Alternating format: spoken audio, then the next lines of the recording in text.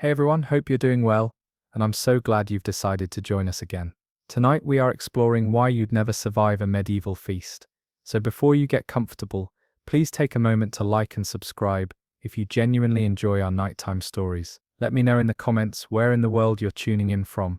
and what time it is for you. It's always so fascinating to see who's joining us from around the globe.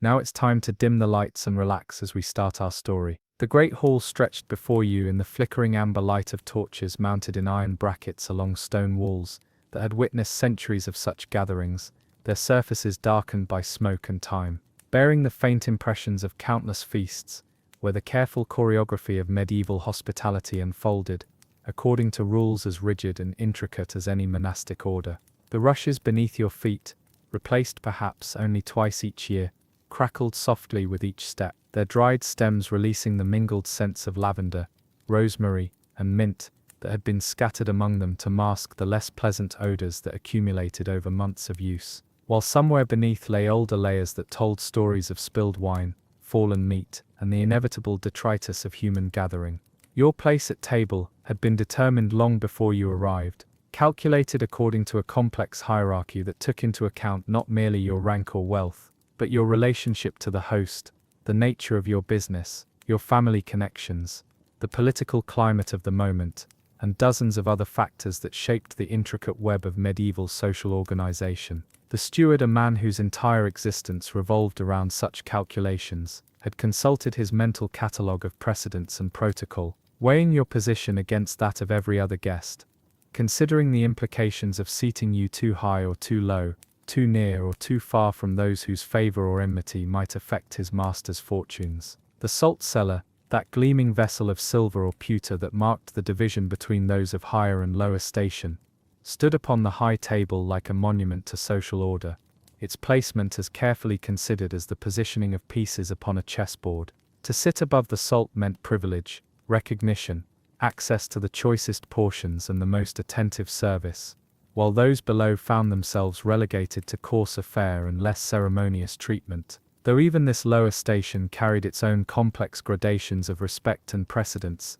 that the experienced observer could read like a map of the social landscape. The tablecloth, if indeed there was one, represented months of planning and preparation, its fine linen woven in workshops where skilled artisans worked by the light of oil lamps and candles, their fingers moving with practiced precision across threads that had been spun from flax grown in fields carefully tended according to agricultural wisdom passed down through generations. The cloth itself bore the marks of its creation in the subtle variations of weave and texture that revealed the human hands behind its making, while its pristine whiteness spoke of careful laundering with precious soap, and repeated boiling in great cauldrons tended by servants whose sole responsibility lay in maintaining the household's supply of clean linens. Before you lay not a plate in the modern sense, but rather a trencher carved from dense bread that had been baked specifically for this purpose, its surface hardened through careful preparation into a serviceable platform for your portion of the meal. The bread, made from wheat of varying quality depending upon your station and the season's harvest, had been shaped and fired in ovens whose heat came from wood gathered from forests managed according to ancient rites and customs that governed everything from which trees might be felled to when such work could be undertaken.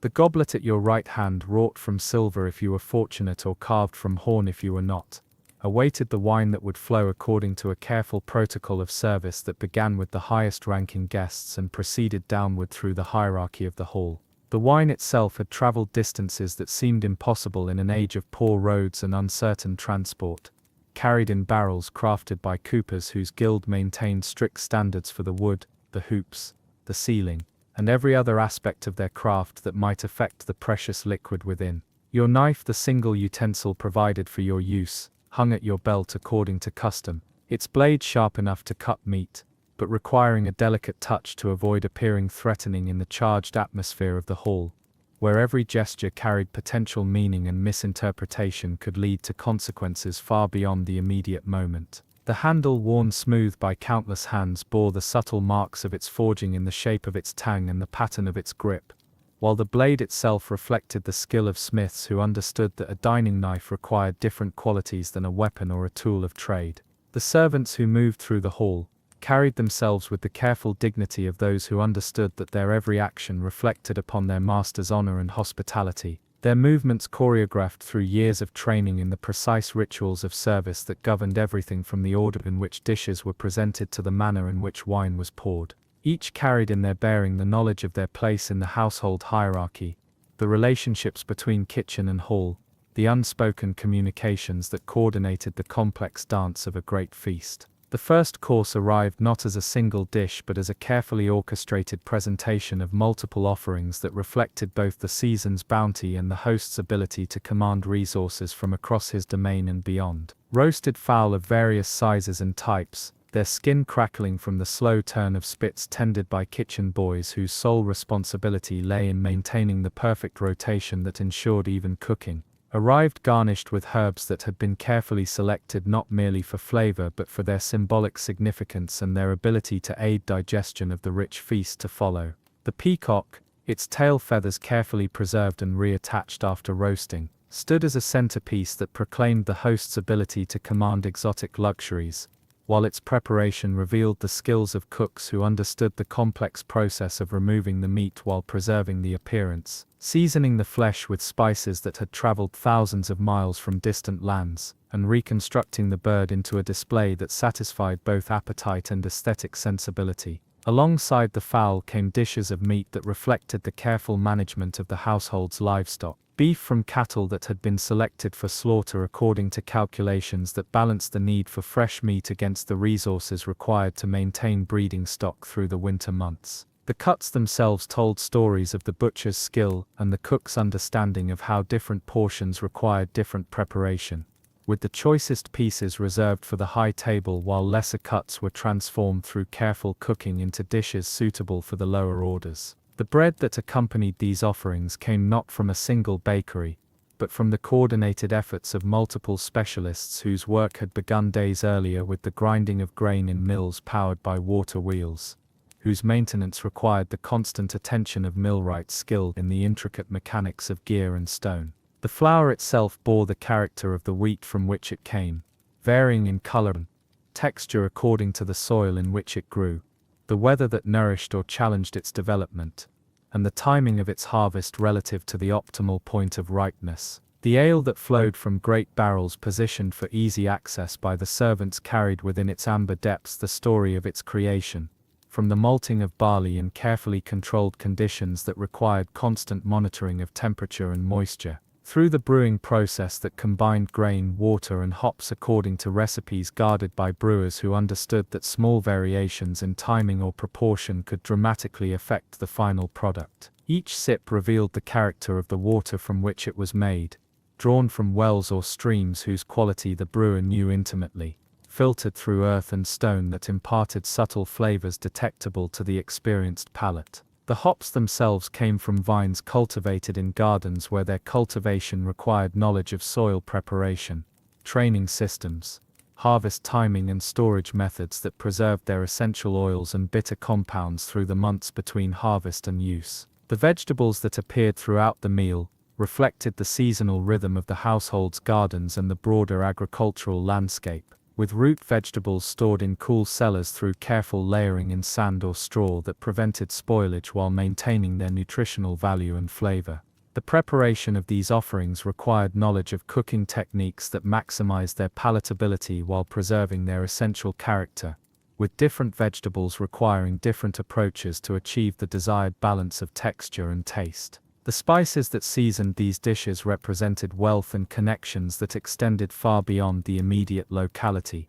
with pepper, cinnamon, cloves, and nutmeg arriving through trade networks that connected the medieval hall to markets in distant lands where merchants risked their lives and fortunes to bring these precious commodities to European tables. Each pinch of seasoning carried within it the accumulated efforts of farmers, traders and transporters whose work made possible the complex flavors that distinguished the wealthy table from the simple fare of common folk. The cheese that appeared between courses came from the careful management of dairy herds whose milk was transformed through processes that required precise timing and environmental control, with different varieties demanding different approaches to curdling, aging and storage. The cheesemakers whose skills produced these offerings worked according to knowledge accumulated over generations, understanding how factors such as temperature, humidity, and time combined to create the complex flavors and textures that marked superior cheese. The preparation of the hall itself for such an occasion required the coordinated efforts of numerous servants whose individual responsibilities contributed to the overall success of the event, with some focused on the arrangement of furniture according to protocols that ensured proper precedence and comfort,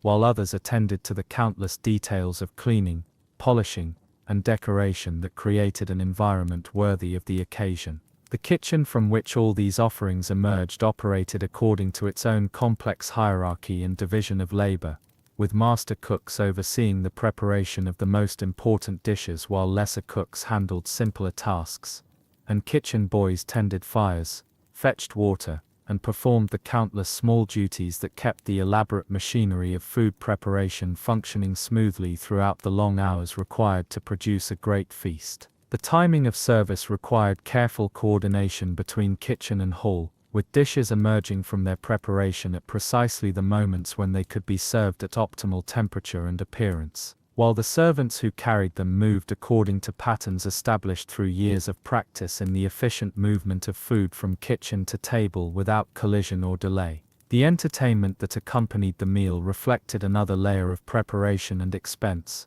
with musicians whose skills had been developed through years of training in the performance of music appropriate to the occasion, their instruments maintained according to the requirements of their craft and their repertoire, selected to complement rather than compete with the conversations and business that often formed the true purpose of such gatherings. The cleanup that would follow the feast represented another massive undertaking, with servants working through the night to restore the hall to its normal condition, washing countless dishes and utensils, disposing of the accumulated detritus of the meal, and preparing for the return to the household's regular routine of meals and activities. The cost of such an occasion, calculated not merely in money but in the resources of time, labor, and materials that went into its creation, represented a significant investment that hosts undertook not merely for pleasure, but as part of the complex web of obligations and relationships that governed medieval society, where hospitality served as both social duty and political strategy.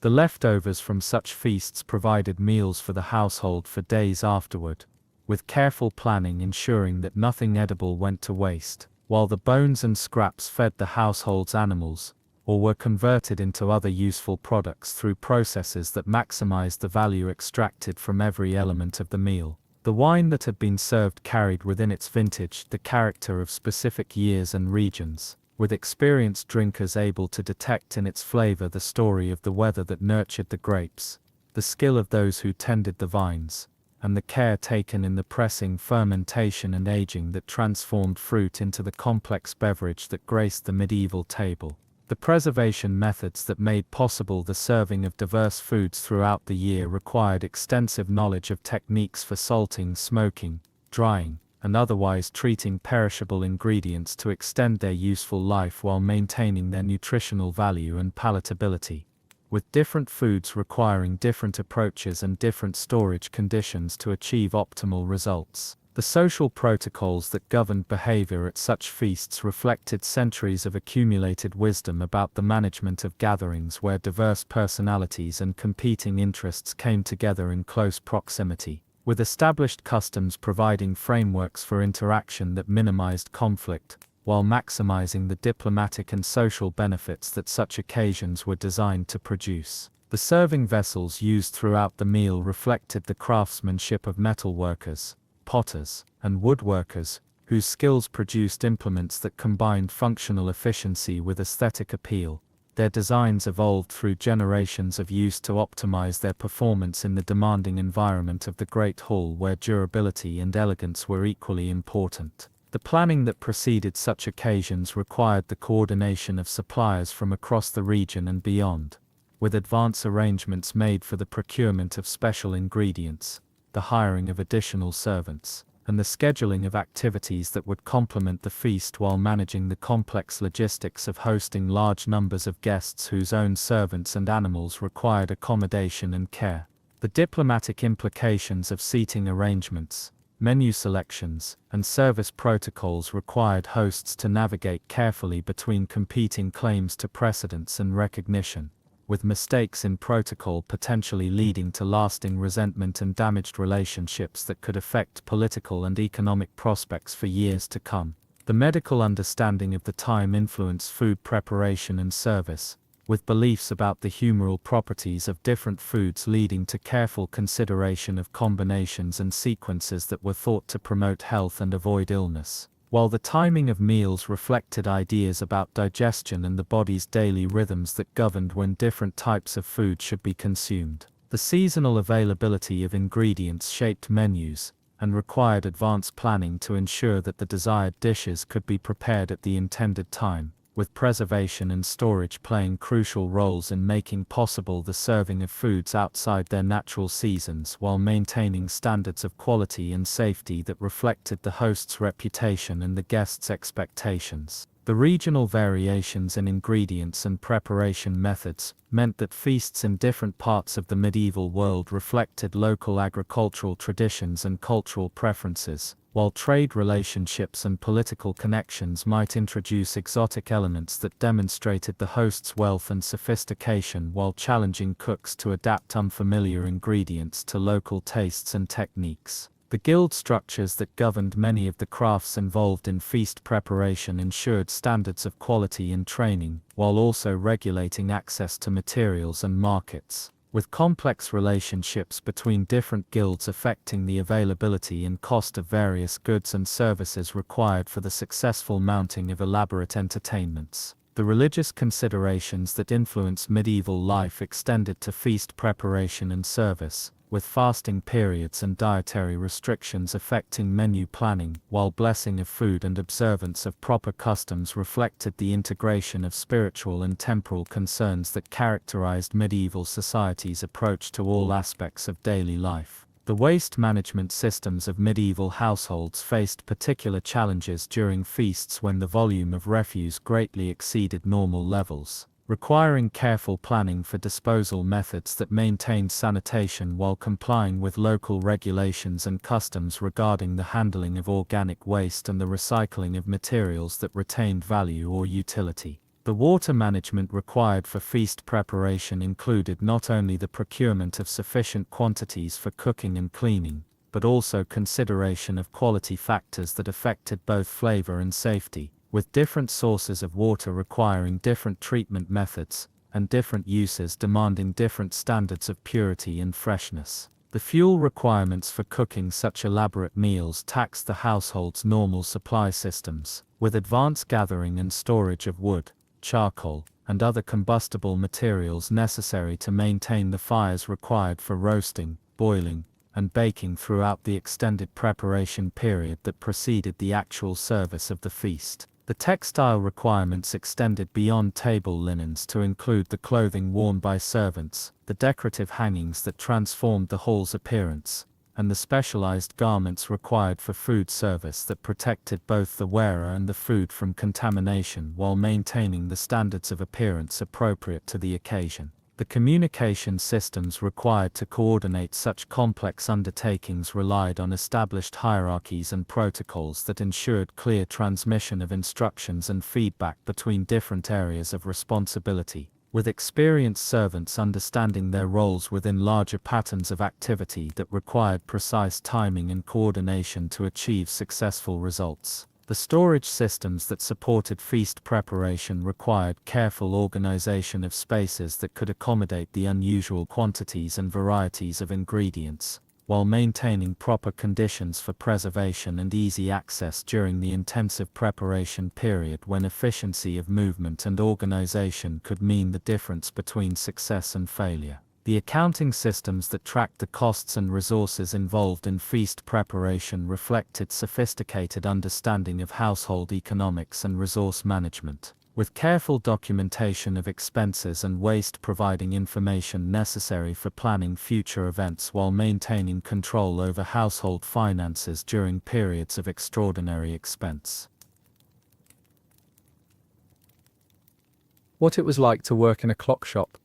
that never ticked. The workshop stood silent in the early morning light that filtered through windows, whose glass bore the subtle imperfections of hand-blown panes, casting gentle distortions across workbenches where countless timepieces lay in various states of completion,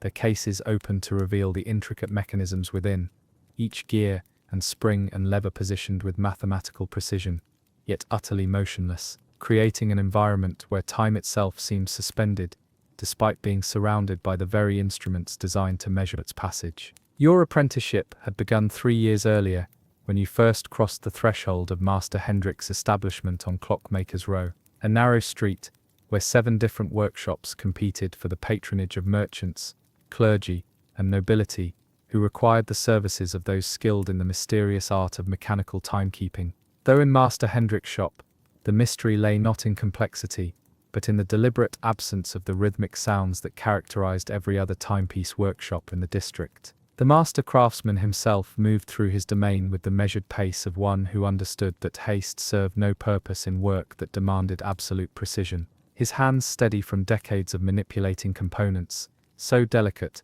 that a tremor could render hours of careful assembly worthless, while his eyes, magnified behind spectacles ground by the finest lensmakers in the Low Countries, examined each piece with the intensity of a scholar studying ancient manuscripts for hidden meanings. The workbench where you spent your days stretched along the eastern wall of the shop, its surface worn smooth by generations of apprentices who had learned their craft through the patient repetition of basic tasks, beginning with the cleaning of brass components, using solutions prepared according to formulas, guarded as carefully as any alchemical secret, progressing through the filing and shaping of metal parts with tools whose handles bore the impressions of countless hands, and eventually advancing to the delicate work of assembly that required understanding not merely of mechanical principles, but of the subtle harmonies that governed the interaction of moving parts. The brass itself arrived at the workshop in sheets and rods whose quality had been tested and certified by suppliers, whose reputations rested on their ability to provide metals of consistent composition and working properties,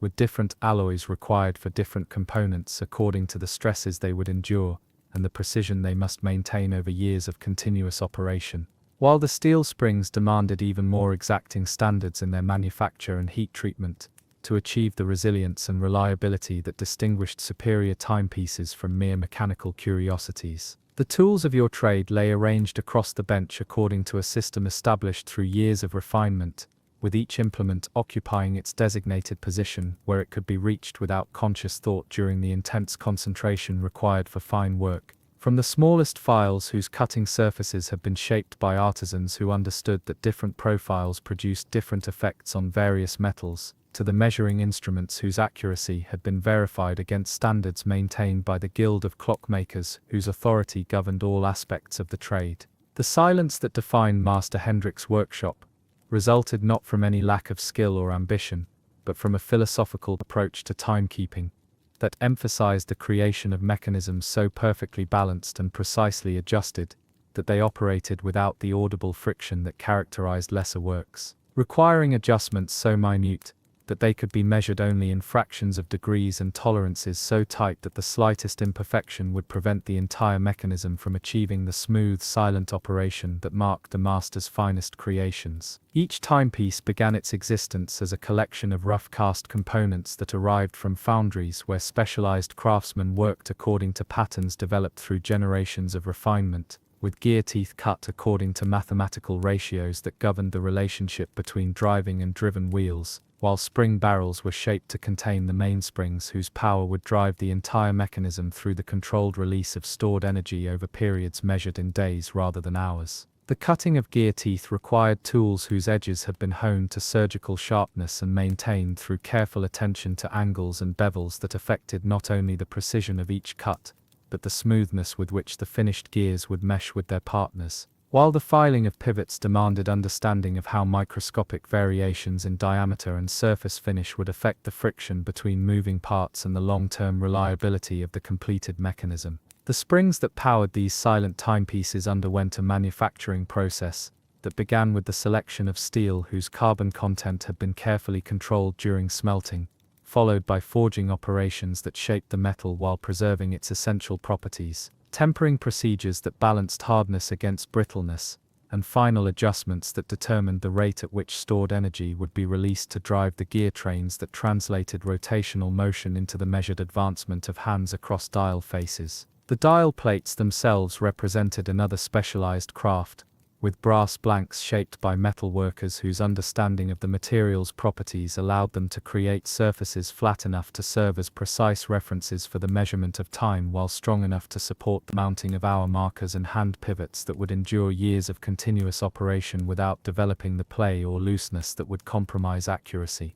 The engraving of numerals and decorative elements on dial faces required skills that combined artistic sensibility with technical precision, as the depth and width of cut lines affected not only appearance but also the accumulation of dust and debris that could interfere with the movement of hands or obscure the reading of time. While the application of protective finishes demanded knowledge of chemical processes that would preserve the metal's appearance without affecting the dimensional stability essential to accurate timekeeping. The case construction that housed these mechanisms represented yet another specialized discipline, with joiners whose skills had been developed through years of working with exotic woods, whose properties complemented the precision of the mechanical components within, while metal workers contributed brass fittings whose strength and corrosion resistance would protect the delicate movements from environmental factors that could affect their performance over time. The balance wheels that regulated the timing of these silent mechanisms required manufacturing precision that pushed the limits of existing technology, with their circular forms shaped to tolerances measured in hundredths of inches while their weight distribution was adjusted through the addition or removal of material so minute that it could barely be perceived by the naked eye, yet significant enough to affect the period of oscillation by measurable amounts. The escapement mechanisms that controlled the release of power from the mainspring represented perhaps the most challenging aspect of silent clockwork construction, requiring components whose surfaces had been polished to mirror-like finishes to minimize friction while maintaining the precise angles and clearances necessary for reliable operation, with jeweled bearings ground from precious stones whose hardness and smoothness provided the low-friction interfaces essential to quiet operation. The regulation of these timepieces involved adjustments so subtle that they required observation over periods of weeks or months to verify their accuracy, with test procedures that compared their performance against astronomical observations or other reference standards whose reliability had been established through years of careful documentation, while environmental factors such as temperature and humidity were monitored and compensated for through mechanical adjustments that maintained consistent performance across seasonal variations. The apprentice training program that governed your education in these arts followed traditional patterns established by guild regulations that specified not only the duration of study required for advancement, but also the specific skills that must be mastered at each level, from the basic metalworking techniques learned during the first year through the advanced adjustment procedures reserved for senior apprentices who had demonstrated both technical competence and the patience necessary for work requiring such extraordinary precision. The materials storage systems used in the workshop reflected the value and sensitivity of components that could be damaged by exposure to moisture, temperature fluctuations, or contamination from dust and oils, with specialized containers and environmental controls that maintained optimal conditions for different types of materials while providing organized access during the construction process when efficiency of movement contributed to the overall quality of the finished product. The quality control procedures applied to each timepiece involved testing protocols that verified not only accuracy but also the silence that distinguished Master Hendrick's work from that of competitors, with measurement techniques that could detect sound levels barely perceptible to human hearing while timing tests confirmed that the regulated rate remained consistent over extended periods of operation under various conditions. The customer consultation process that preceded each commission involved detailed discussions of requirements and preferences that affected not only the visible aspects of design, but also the internal specifications that would determine performance characteristics, with written agreements that documented not only delivery schedules and payment terms but also the performance standards that the completed timepiece would be expected to meet throughout its operational lifetime. The maintenance procedures required to preserve the silent operation of these mechanisms involved periodic cleaning and adjustment operations performed according to schedules determined by usage patterns and environmental conditions, with documentation systems that tracked the service history of each timepiece and provided guidance for future maintenance requirements based on observed wear patterns and performance changes over time. The record-keeping systems used to document the construction and performance of each timepiece provided not only immediate reference for troubleshooting and adjustment but also accumulated data that informed improvements in design and manufacturing techniques, with detailed drawings and specifications that could be referenced years later when replacement parts or modifications might be required. The supplier relationships that provided materials and components for the workshop involved ongoing evaluation of quality and reliability, with testing procedures that verified the conformance of delivered items to specifications while maintaining backup sources for critical materials whose availability might affect production schedules or the ability to meet customer commitments within agreed time frames. The workshop organization that supported this specialized production included not only the obvious requirements for tools and materials but also the environmental controls that maintained consistent temperature and humidity levels that could affect the dimensional stability of precision components, while lighting systems provided the illumination necessary for close work without generating heat that might cause thermal expansion of delicate parts. The training of journeymen who might eventually establish their own workshops involved not only technical instruction in manufacturing techniques but also education in business practices that would enable them to successfully manage customer relationships, supplier arrangements, and financial planning required for independent operation in a field where reputation and reliability were essential to long-term success. The documentation of techniques and procedures ensured that the specialized knowledge developed through years of experimentation and refinement would not be lost through the departure of key personnel, while providing reference materials that could support consistent quality standards even as individual craftsmen developed their own approaches to solving the technical challenges inherent in silent timepiece construction. The testing equipment used to verify the performance of completed timepieces included not only timing devices capable of measuring accuracy to fractions of seconds per day, but also measurement instruments that could quantify the noise levels produced by operating mechanisms and verify that they met the standards for silent operation that distinguished this workshop from others in the trade. The finishing procedures applied to visible surfaces involved multiple stages of preparation and treatment that achieved both aesthetic appeal and functional performance, with techniques that enhanced the natural beauty of materials while providing protection against corrosion and wear that could affect both appearance and operation over the extended service life expected from timepieces of this quality. The packaging and shipping arrangements for completed timepieces required protective systems that could prevent damage during transport while maintaining the precise adjustments that had been achieved during final regulation, with custom-fitted cases and cushioning materials that absorbed vibration and impact forces that might otherwise affect the delicate balance of components within the finished mechanisms. The warranty provisions that accompanied each timepiece reflected confidence in both materials and workmanship while establishing clear expectations for performance and service life, with procedures for addressing any issues that might arise during the warranty period and arrangements for ongoing maintenance and support that would preserve the investment represented by these exceptional timekeeping instruments. The seasonal variations in workshop activity reflected both the availability of materials and the preferences of customers whose purchasing decisions were often influenced by social calendars and gift-giving occasions, with production schedules adjusted to accommodate these patterns while maintaining the quality standards that could not be compromised regardless of delivery pressures or market demands that might encourage shortcuts or reduced attention to detail. The guild relationships that governed various aspects of the trade provided both support and regulation for workshop operations, with standards and procedures that ensured fair competition while maintaining the technical and ethical standards that protected both craftsmen and customers from the consequences of inferior workmanship or fraudulent practices that could damage the reputation of the entire clockmaking profession.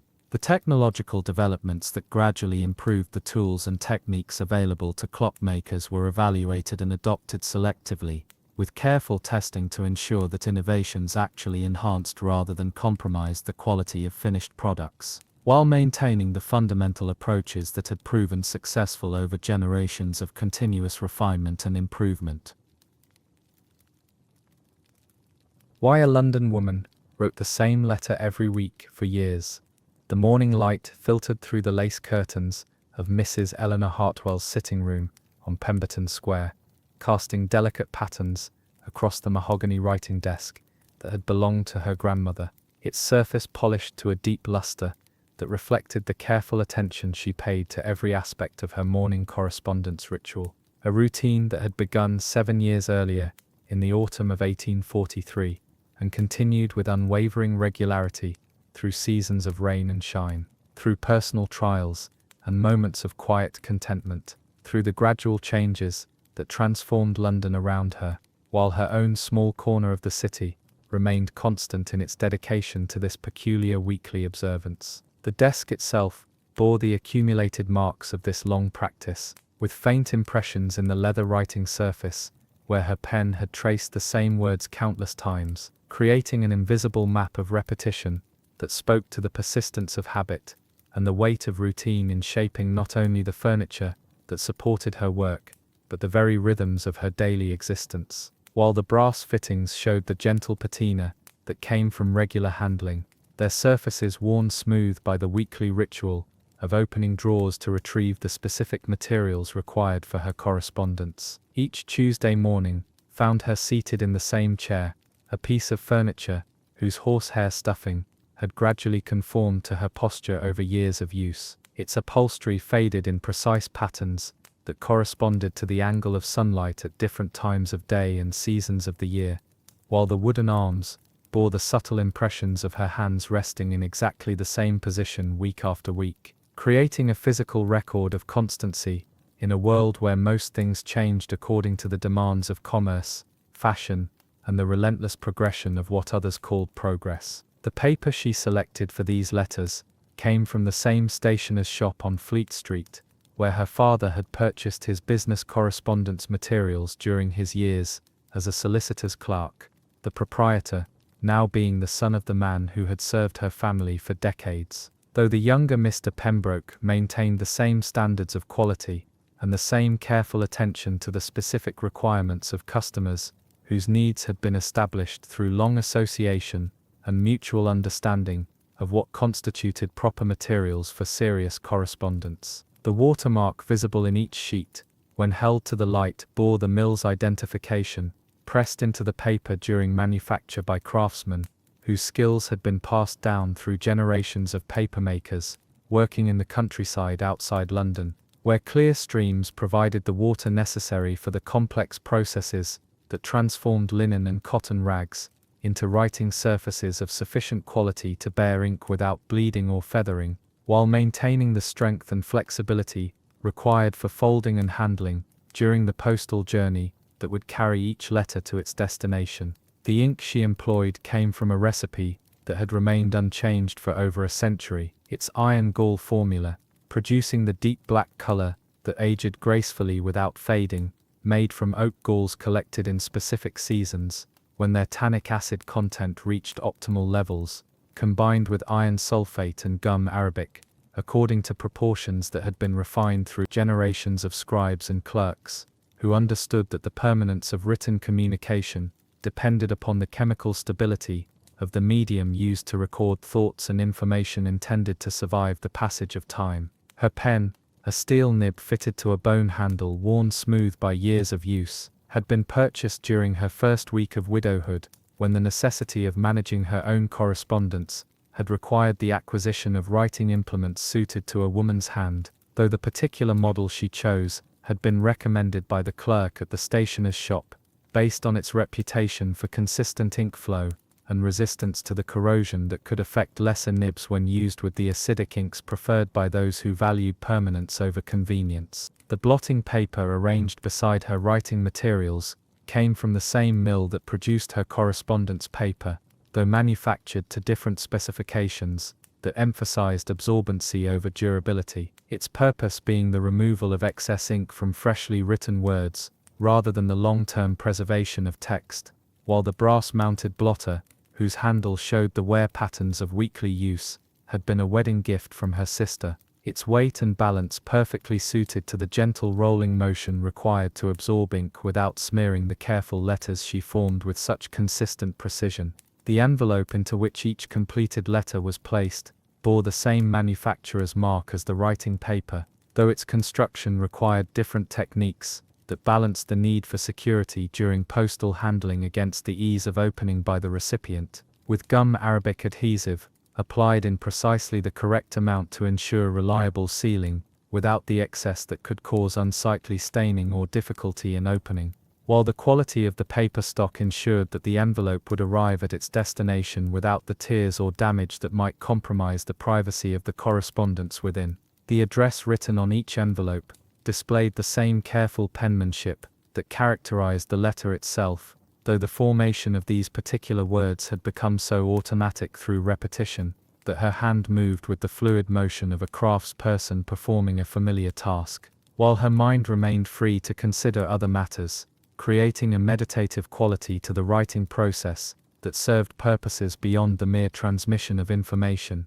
becoming instead a form of contemplation that connected her to larger rhythms of correspondence and communication that had governed civilized society for generations. The postal arrangements required for the weekly dispatch of these letters involved a relationship with the local postmaster that had developed over years of regular business, with Mr. Davies coming to expect her Tuesday morning visit with the punctuality that characterized all aspects of her correspondence routine, while his familiarity with her requirements allowed for the efficient handling of postal fees and the application of postmarks that would ensure proper routing of the letter through the complex network of sorting offices and delivery routes that connected London to destinations throughout the realm. The content of each letter, while identical in its essential elements, underwent subtle variations that reflected her attention to the specific circumstances of each week, with references to weather conditions, seasonal changes, and current events woven into the standard text in ways that maintained the letter's fundamental character, while acknowledging the passage of time and the ongoing evolution of the world beyond her sitting room, creating documents that served as both personal communication and inadvertent historical record of weekly life in mid-19th century London. The routine of composition began each Tuesday with the preparation of her writing materials according to a sequence that had become as fixed as any religious observance, beginning with the arrangement of paper, ink, pen and blotter in their designated positions, followed by the ritual filling of the inkwell from the larger bottle kept in the desk drawer, the testing of the pen's flow on a scrap of practice paper, and the careful positioning of the first sheet of correspondence paper at the precise angle that would accommodate her natural writing posture, while ensuring straight lines of text. The opening salutation of each letter maintained the formal courtesy appropriate to correspondence between individuals who had never met in person, but whose weekly exchange had created a relationship that transcended the normal boundaries of social interaction, while the body of the letter followed a structure that had evolved through years of weekly composition, beginning with inquiries about the recipient's health and circumstances, proceeding through observations about current events and seasonal changes, and concluding with expressions of continued regard and hopes for future correspondence. The subject matter that filled the central paragraphs of each letter drew upon her daily observations of London life, from the activities of street vendors whose calls marked the progression of each day to the seasonal changes visible in the small garden behind her house, where she cultivated flowers according to principles learned from her mother, while larger events such as the opening of new railway lines, or the celebration of royal occasions provided material for extended commentary that reflected her position as an educated observer of the social and technological changes that characterized her era. The closing of each letter followed conventions established through years of correspondence with various family members and social acquaintances, though adapted to the specific circumstances of this weekly exchange through subtle modifications that acknowledged the unique nature of a relationship maintained entirely through written communication, while the subscription that preceded her signature employed phrases that had become traditional through repetition yet retained their sincerity through the genuine sentiment that motivated the entire correspondence. The process of folding each completed letter required attention to specific techniques that ensured neat presentation, while protecting the written surface from damage during postal handling, with creases made according to traditional methods that had been refined through centuries of letter writing practice, while the placement of the letter within its envelope demanded care to ensure proper positioning that would allow for easy removal by the recipient without risk of tearing or other damage to the carefully written text. The sealing of each envelope involved the application of sealing wax heated over a candle flame to the precise temperature that would flow smoothly while retaining enough viscosity to hold the impression of her personal seal. A small device inherited from her father whose design incorporated family initials surrounded by decorative elements that identified the letter's origin while providing security against unauthorized opening. Though the primary purpose of the seal had evolved from practical necessity to ceremonial significance in an age when postal regulations provided adequate protection for most correspondence. The walk to the post office that concluded each Tuesday's correspondence ritual followed the same route through streets whose familiar sights and sounds had become part of the weekly routine, with stops at various shops whose proprietors had come to expect her regular passage, and whose greetings provided human contact that complemented the solitary nature of her letter-writing practice, while the seasonal changes in the appearance of gardens, window displays, and street activities provided ongoing material for the observational passages that filled her weekly letters. The relationship with the postal clerks who handled her weekly correspondence had developed into a form of social interaction that, while limited to brief exchanges about postal rates and delivery schedules, provided a connection to the larger network of communication that carried her letters across distances that would have been impossible to traverse through personal travel. While their professional competence in handling the technical aspects of postal service allowed her to focus on the creative and contemplative elements of her correspondence practice, the record-keeping system she maintained to track her weekly correspondence included not only copies of the letters themselves, preserved in a series of bound volumes whose pages bore witness to the evolution of her penmanship and the gradual changes in her observational focus over the years, but also detailed notes about postal rates, delivery times and other logistical information that reflected her systematic approach to maintaining this extended correspondence despite the practical challenges involved in sustaining regular communication over such distances and time periods. The storage arrangements for her correspondence materials required careful attention to environmental factors that could affect the quality of paper and ink over time,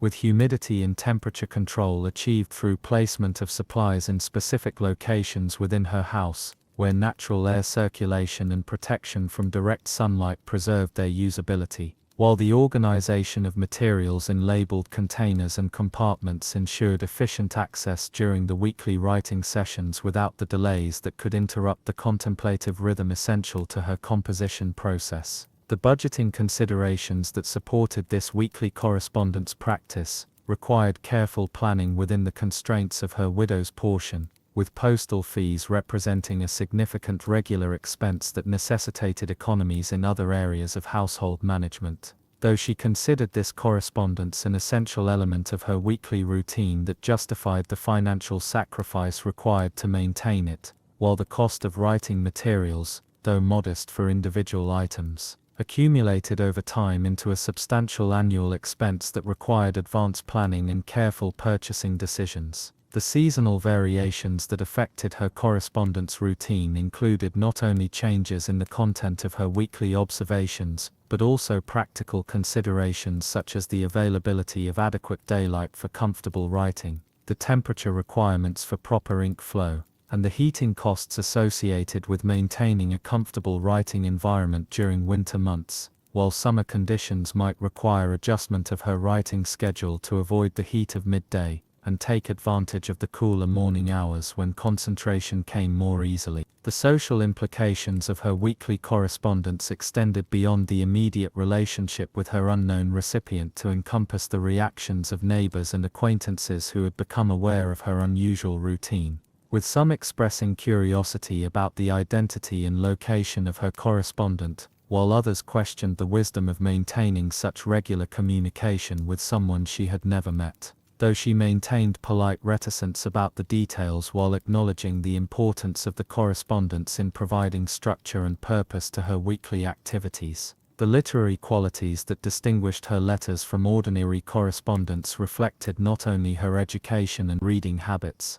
but also the influence of published letter collections and epistolary novels that had shaped her understanding of letter writing as a literary form capable of artistic expression. while the constraints imposed by weekly composition and the need to maintain reader interest over extended periods encouraged development of observational skills and descriptive techniques that might not have emerged through less regular writing practice. The psychological benefits derived from this sustained correspondence practice included not only the satisfaction of maintaining human connection across geographical distance, but also the mental discipline required for regular composition, and the sense of purpose that came from fulfilling a weekly commitment, regardless of personal circumstances or external pressures. While the anticipation of each Tuesday's writing session provided an organizing principle around which other weekly activities could be arranged, creating stability and predictability in a life that might otherwise have lacked sufficient structure and engagement.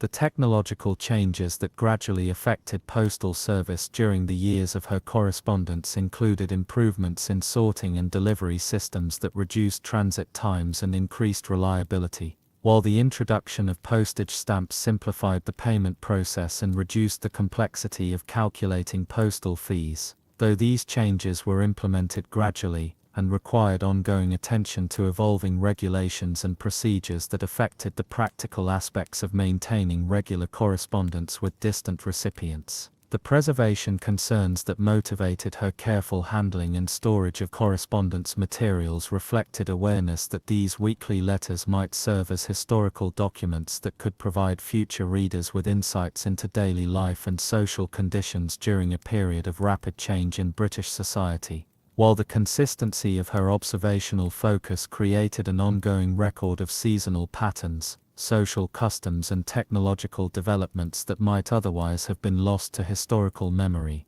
transforming her personal correspondence into an inadvertent contribution to the documentary record of her era. The contemplative aspects of her weekly letter-writing practice had evolved over years of regular composition into a form of meditation that combined the physical activity of penmanship with the mental discipline of organizing thoughts and observations into coherent written form, creating a weekly period of focused attention that provided respite from the ordinary concerns of daily life while maintaining connection to the larger world through the act of communication, transforming the solitary activity of writing into a bridge between personal reflection and social engagement that enriched both dimensions of her experience. The ritual preparation that preceded each writing session involved not only the arrangement of physical materials but also mental preparation that began on Monday evenings,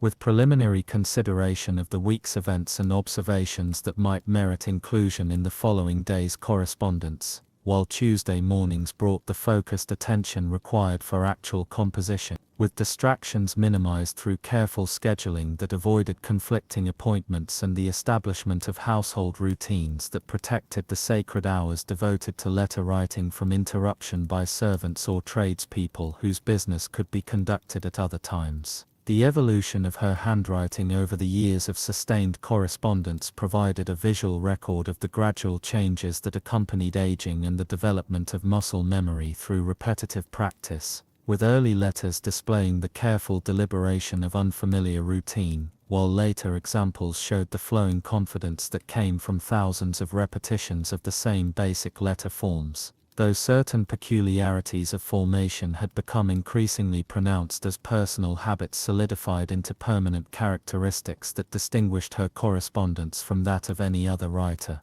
the ink stains that accumulated on her fingers during each writing session required specific cleaning procedures using pumice stone and lemon juice applied according to methods learned from her mother's household management practices, while the more persistent stains that developed over time from weekly exposure to iron gall ink created permanent discoloration that served as a badge of her dedication to the correspondence routine, marking her hands as clearly as any professional scribe's while providing tangible evidence of the commitment required to maintain such regular written communication over extended periods. The weather-related adjustments to her writing routine included modifications for days when humidity affected paper texture and ink flow, requiring alternate materials or adjusted techniques to maintain the quality standards she had established for her correspondence. while winter conditions demanded attention to heating arrangements that would keep her hands warm enough for comfortable writing without creating temperature variations that might affect the consistency of ink distribution, or cause condensation that could damage completed letters before they could be properly sealed and dispatched. The servant relationships that supported her correspondence routine involved careful training of household staff in the importance of maintaining uninterrupted time for Tuesday morning letter writing, with specific instructions about the handling of callers' deliveries, and routine household tasks that might otherwise intrude upon the concentrated attention required for composition. While the housekeeper's understanding of these requirements had developed over years of observing the regularity and importance of the weekly routine, creating household schedules that accommodated the correspondence practice without compromising other necessary activities. The supply management system that ensured consistent availability of writing materials involved relationships with multiple suppliers whose reliability had been tested through years of regular purchases, with backup sources identified for critical items whose unavailability could disrupt the weekly routine, while quantity purchasing decisions balanced the economy of bulk orders against storage limitations and the risk of deterioration that could affect materials held for extended periods, requiring careful calculation of consumption rates and advanced planning for seasonal variations in usage patterns. The filing system that organized completed letter copies employed principles of chronological arrangement supplemented by topical indexing that facilitated reference to specific subjects or time periods when preparing subsequent correspondence, with bound volumes arranged by year and individual letters marked with brief summaries of their primary contents, while cross-references noted recurring themes and ongoing topics that spanned multiple letters, creating a comprehensive record that served both personal reference and potential historical documentation of her sustained observational practice. The reading habits that informed her correspondence included regular perusal of newspapers, periodicals, and books whose contents provided material for the weekly letters, while also supplying models of written expression that influenced her developing epistolary style, with particular attention to travel accounts, natural history writings, and social commentary that offered vocabulary and descriptive techniques applicable to her own observational writing, while literary correspondence collections provided examples of sustained letter writing practices that validated her own commitment to regular written communication. The neighborhood observations that filled many passages of her weekly letters required systematic attention to the ongoing changes in local businesses, residential construction, street improvements, and social activities that reflected the broader transformation of London during the mid-19th century, with detailed notes kept throughout each week to ensure accurate reporting of dates, names, and circumstances that would provide her distant correspondent with reliable information about urban life and development, while personal reflections on these changes revealed her perspective as a member of the educated middle class observing the rapid modernization of traditional social and economic patterns. The religious considerations that influenced both the timing and content of her correspondence included observance of Sunday as a day of rest from secular writing activities, while the moral and ethical framework that guided her selection of topics for discussion reflected the values and concerns appropriate to a Christian woman of her social position, with careful attention to maintaining appropriate tone, and avoiding subjects that might be considered unsuitable for correspondence between individuals whose personal acquaintance remained limited to their written exchanges. Though the development of mutual trust and understanding over years of regular communication had gradually expanded the range of topics considered appropriate for discussion, the health considerations that affected her ability to maintain the weekly correspondence routine included attention to posture and lighting that would prevent eye strain and back pain during extended writing sessions, with furniture arrangements and scheduling adjustments designed to minimize physical stress while preserving the quality and regularity of her written output,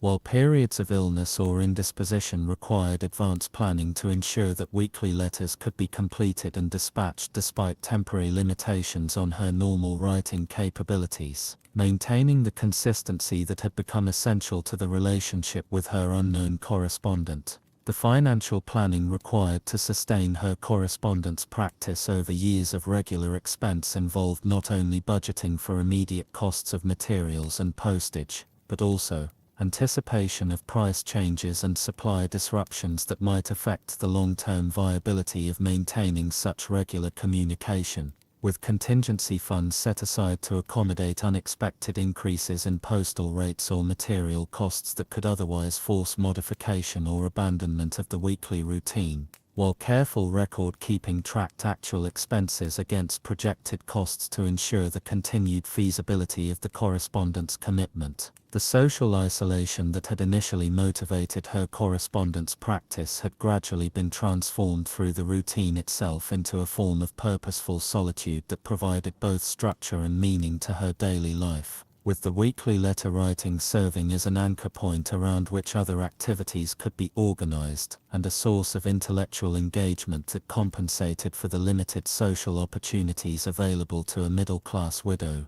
living independently in mid-19th century London, while the anticipation of each Tuesday's writing session provided ongoing motivation for careful observation and thoughtful reflection throughout each week. The mystery surrounding her correspondence identity and circumstances had become less important over time than the relationship itself, which had developed its own reality through years of regular exchange despite the absence of personal meeting or direct confirmation of the recipient's continued existence and interest in receiving the weekly letters, with the act of writing and sending becoming valuable in itself as a discipline and practice that served her own needs for intellectual activity and social connection regardless of the ultimate disposition of the letters once they entered the postal system and disappeared into the vast network of communication that connected London to destinations throughout the empire. The routine maintenance of her writing materials required regular attention to the condition of pen nibs,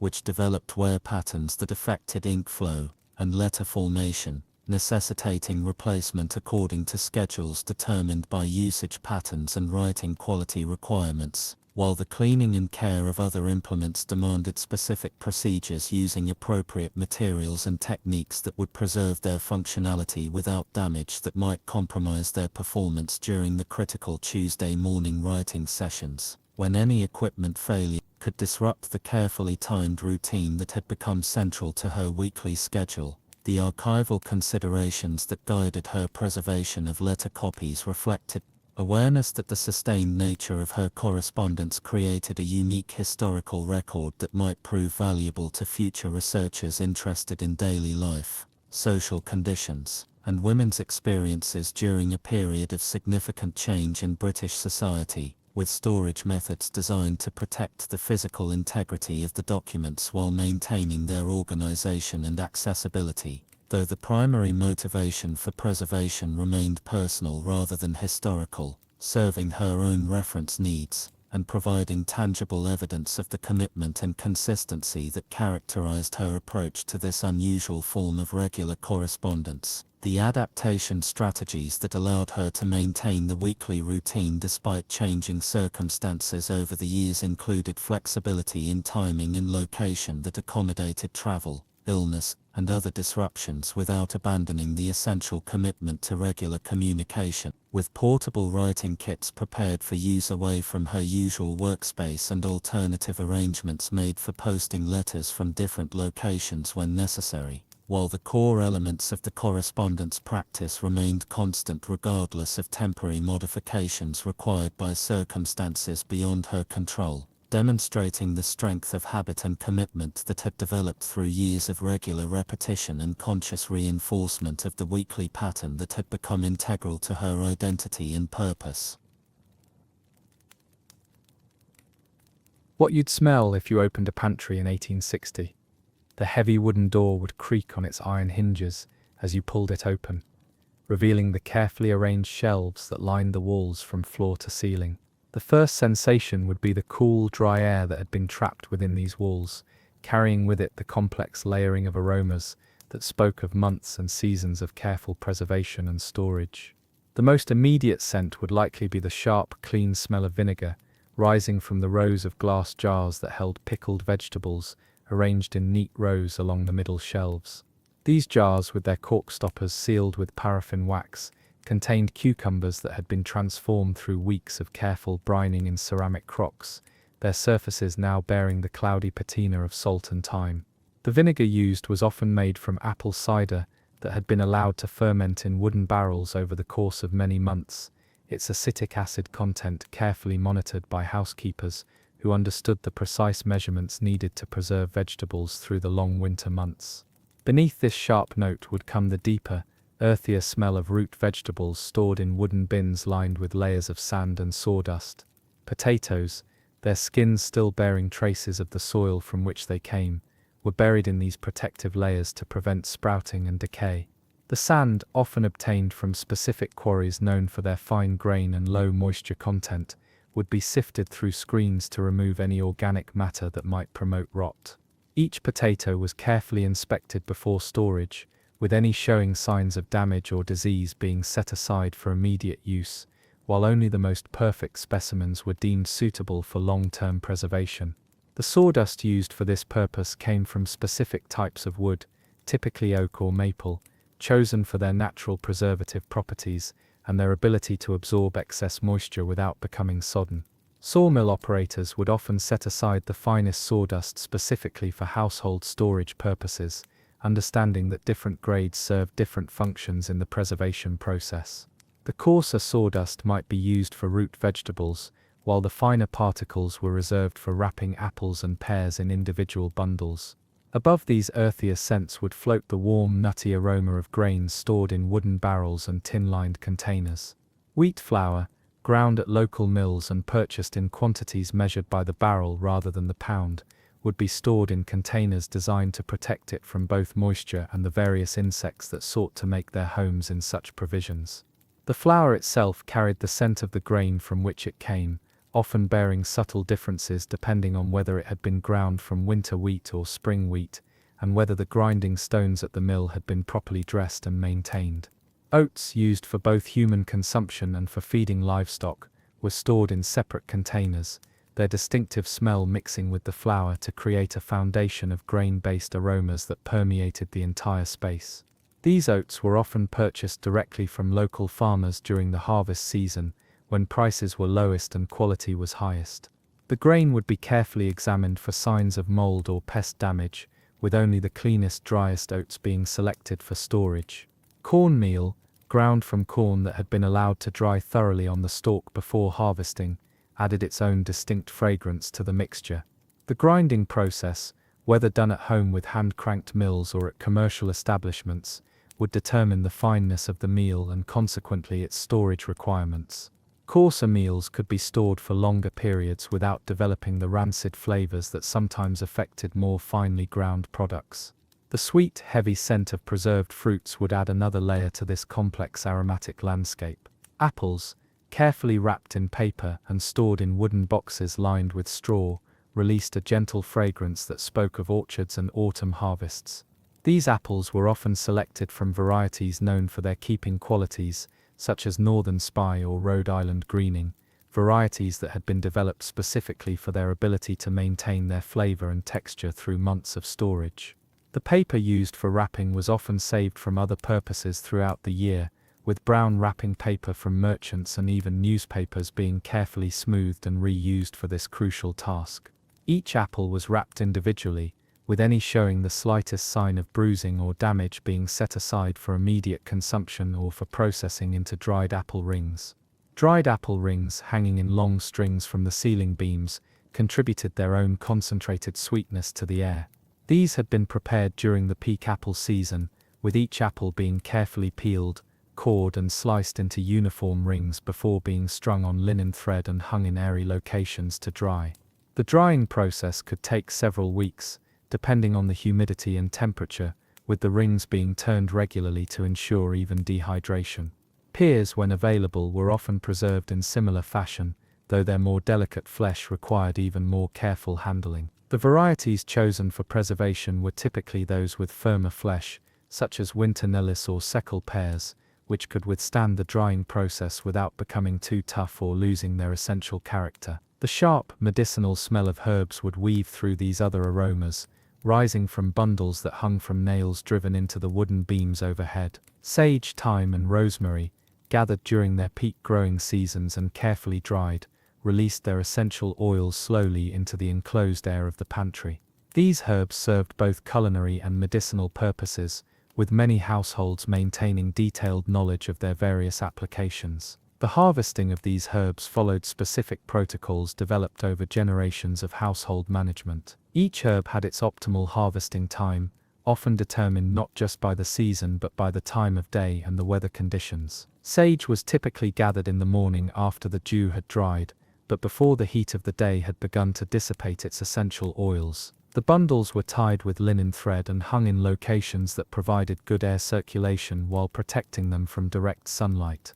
Thyme, with its more delicate leaves, required even more careful handling. The timing of its harvest was crucial, as thyme gathered too early in the season lacked potency, while that gathered too late could become woody and bitter. The drying process for thyme often took place in partially shaded locations where air could circulate freely around the hanging bundles. Among the preserved meats, the smell of salt pork would add its own distinctive character to the pantry's atmosphere. These cuts, packed in wooden barrels between layers of coarse salt, represented months of careful preparation that began with the selection and slaughter of appropriate animals. The salt used for this purpose was often obtained in large quantities during specific times of the year when prices were most favorable, with different grades of salt being chosen for different preservation methods. The coarsest salt, sometimes called bay salt, was preferred for the initial packing of large cuts of meat, while finer grades might be used for surface applications or for mixing with other preservative compounds.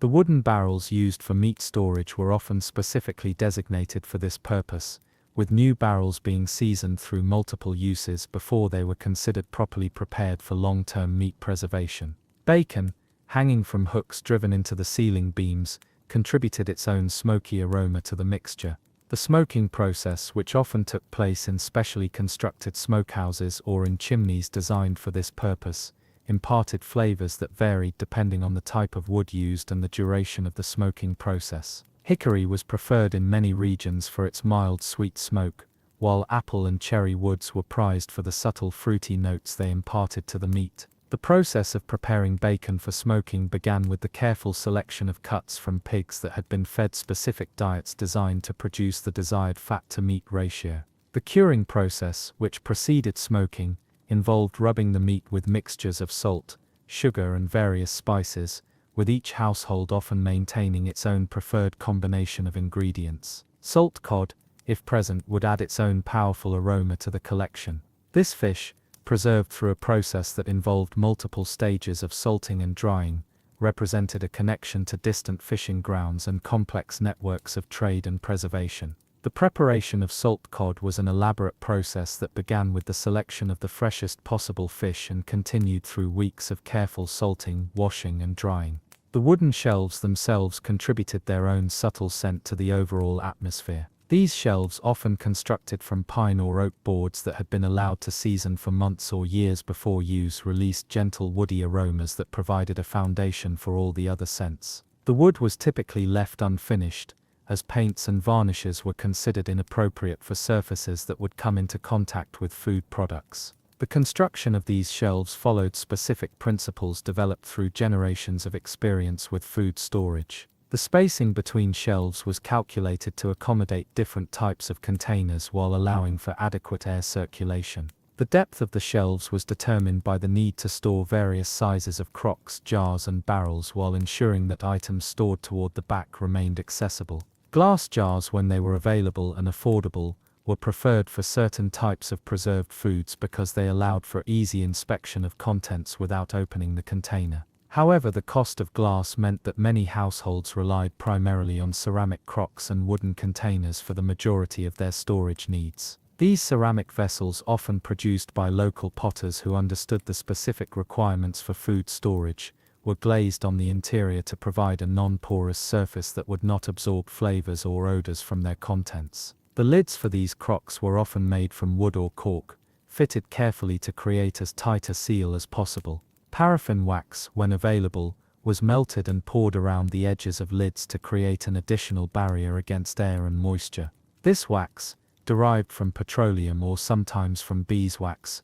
provided an effective seal that could be easily removed when access to the contents was required. Beeswax, obtained from local beekeepers or sometimes produced by the household itself, served multiple purposes in food preservation and storage. Beyond its use in sealing containers, beeswax was often used to coat the surfaces of cheese during the aging process, and to provide protective coatings for other preserved foods. The collection and processing of beeswax followed seasonal patterns tied to the activities of the beehives, with the highest quality wax being obtained during periods when the bees had access to the best sources of nectar. The temperature within the pantry remained relatively stable throughout the year, thanks to its location within the house and the thermal mass provided by its contents. This stability was crucial for the proper preservation of stored foods, as excessive temperature fluctuations could cause condensation that might lead to spoilage, or could accelerate chemical processes that would degrade the quality of preserved items. The positioning of different types of foods within the pantry was not random but followed principles developed through experience and tradition. Items that were most sensitive to temperature changes were placed in locations that experienced the least variation, often toward the back of the pantry where they were insulated by other stored goods. Items that required more frequent access were positioned closer to the door, though still in locations that would not be subjected to drafts or temperature changes when the door was opened. Cheese, when present, added its own complex aromatic contribution to the pantry's atmosphere. The aging process for cheese was carefully managed, with different varieties requiring different storage conditions and aging periods. Hard cheeses, wrapped in cloth and sometimes coated with wax, could be stored for months while continuing to develop their characteristic flavors. The cloth used for wrapping cheese was often specially prepared, sometimes treated with salt solutions or other compounds designed to prevent the growth of unwanted molds while allowing the cheese to breathe properly.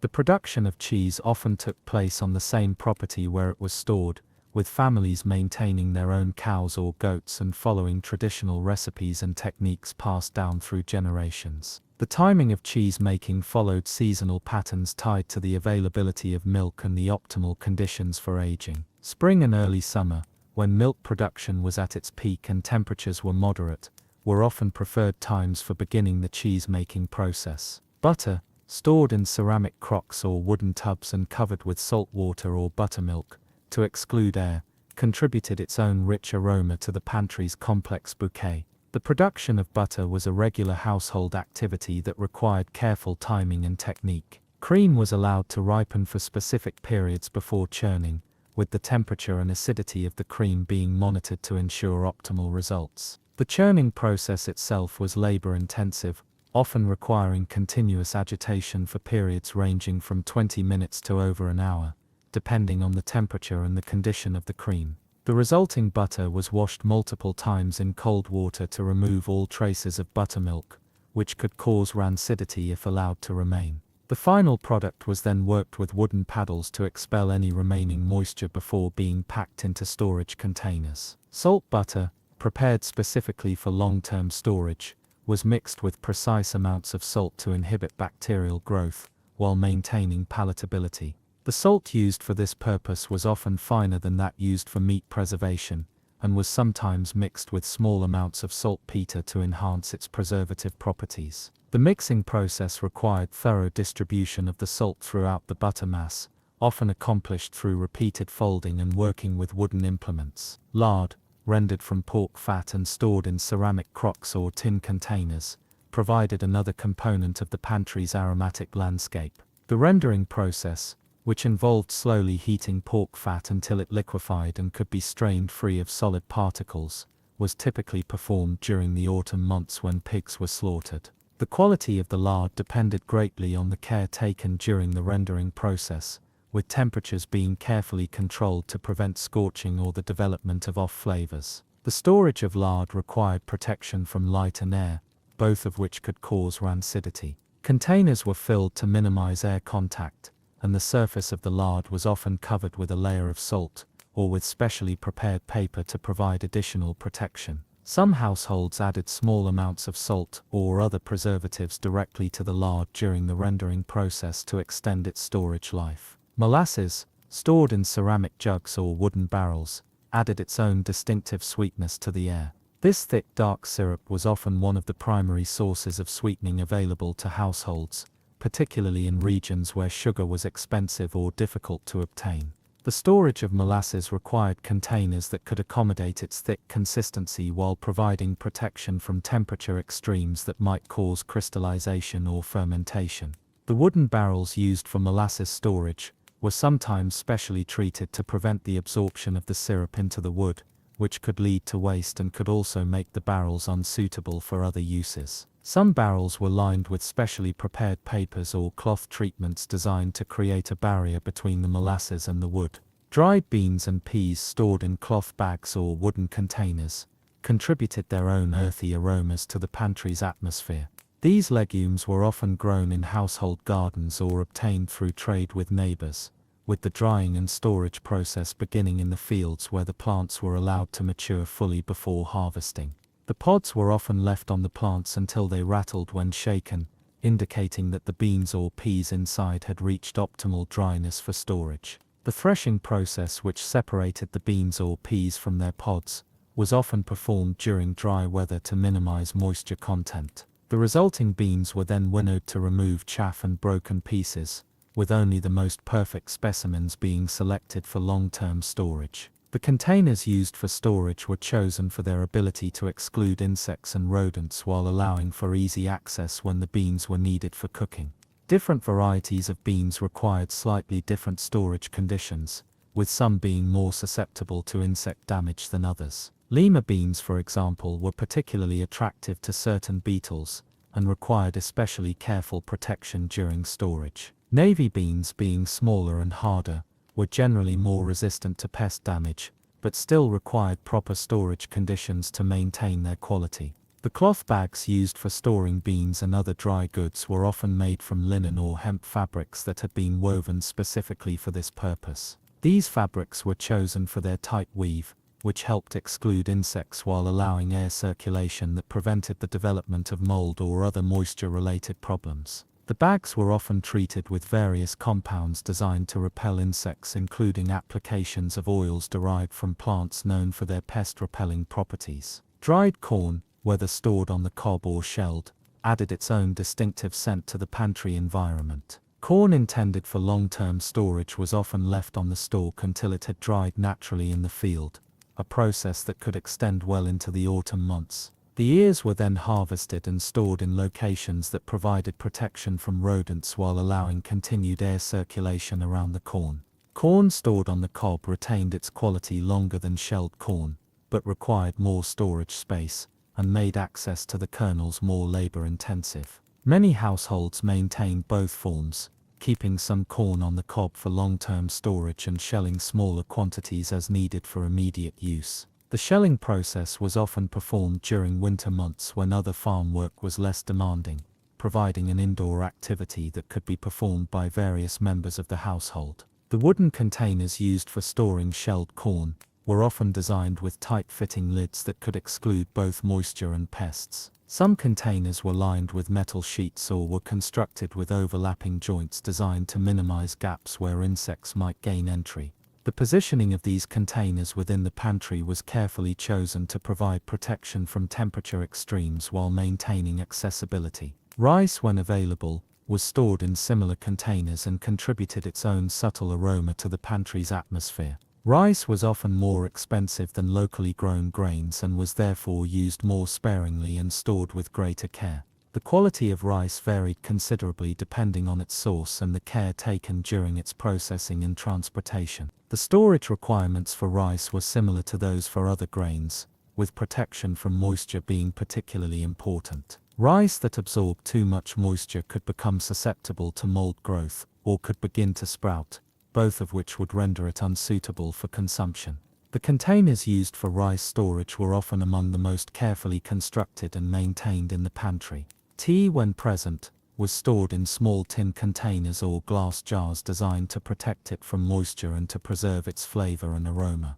Tea was often among the most expensive items in the pantry, and its storage was managed with corresponding care. The containers used for tea storage were sometimes specially designated for this purpose, with new containers being seasoned through repeated use before they were considered suitable for storing the finest grades of tea. Different types of tea required slightly different storage conditions, with green teas being generally more sensitive to light and air than black teas. The location chosen for tea storage within the pantry was often selected to provide the most stable temperature and humidity conditions available, with some households creating special compartments or sections specifically for tea and other valuable or delicate items. Coffee, when available, was often stored in bean form rather than ground, as whole beans retained their flavor and aroma much longer than ground coffee. The roasting of coffee beans was sometimes performed at home, with green beans being purchased and roasted in small batches as needed. The storage of green coffee beans required protection from moisture and pests, while roasted beans needed additional protection from light and air to prevent the deterioration of their volatile oils. The grinding of coffee was typically performed immediately before brewing, using hand-cranked mills that were specifically designed for this purpose. These mills were often among the more expensive kitchen implements owned by a household, and their maintenance and proper use were considered important skills. The adjustment of the mill to produce the proper fineness of grind for different brewing methods required experience and attention to detail. Spices, stored in small containers and used sparingly due to their cost and the difficulty of obtaining them, added their own complex aromatic contributions to the pantry atmosphere. Black pepper, often considered the most essential spice, was stored in whole peppercorn form to preserve its potency, with grinding being performed as needed using small hand mills or mortar and pestle sets. Cinnamon,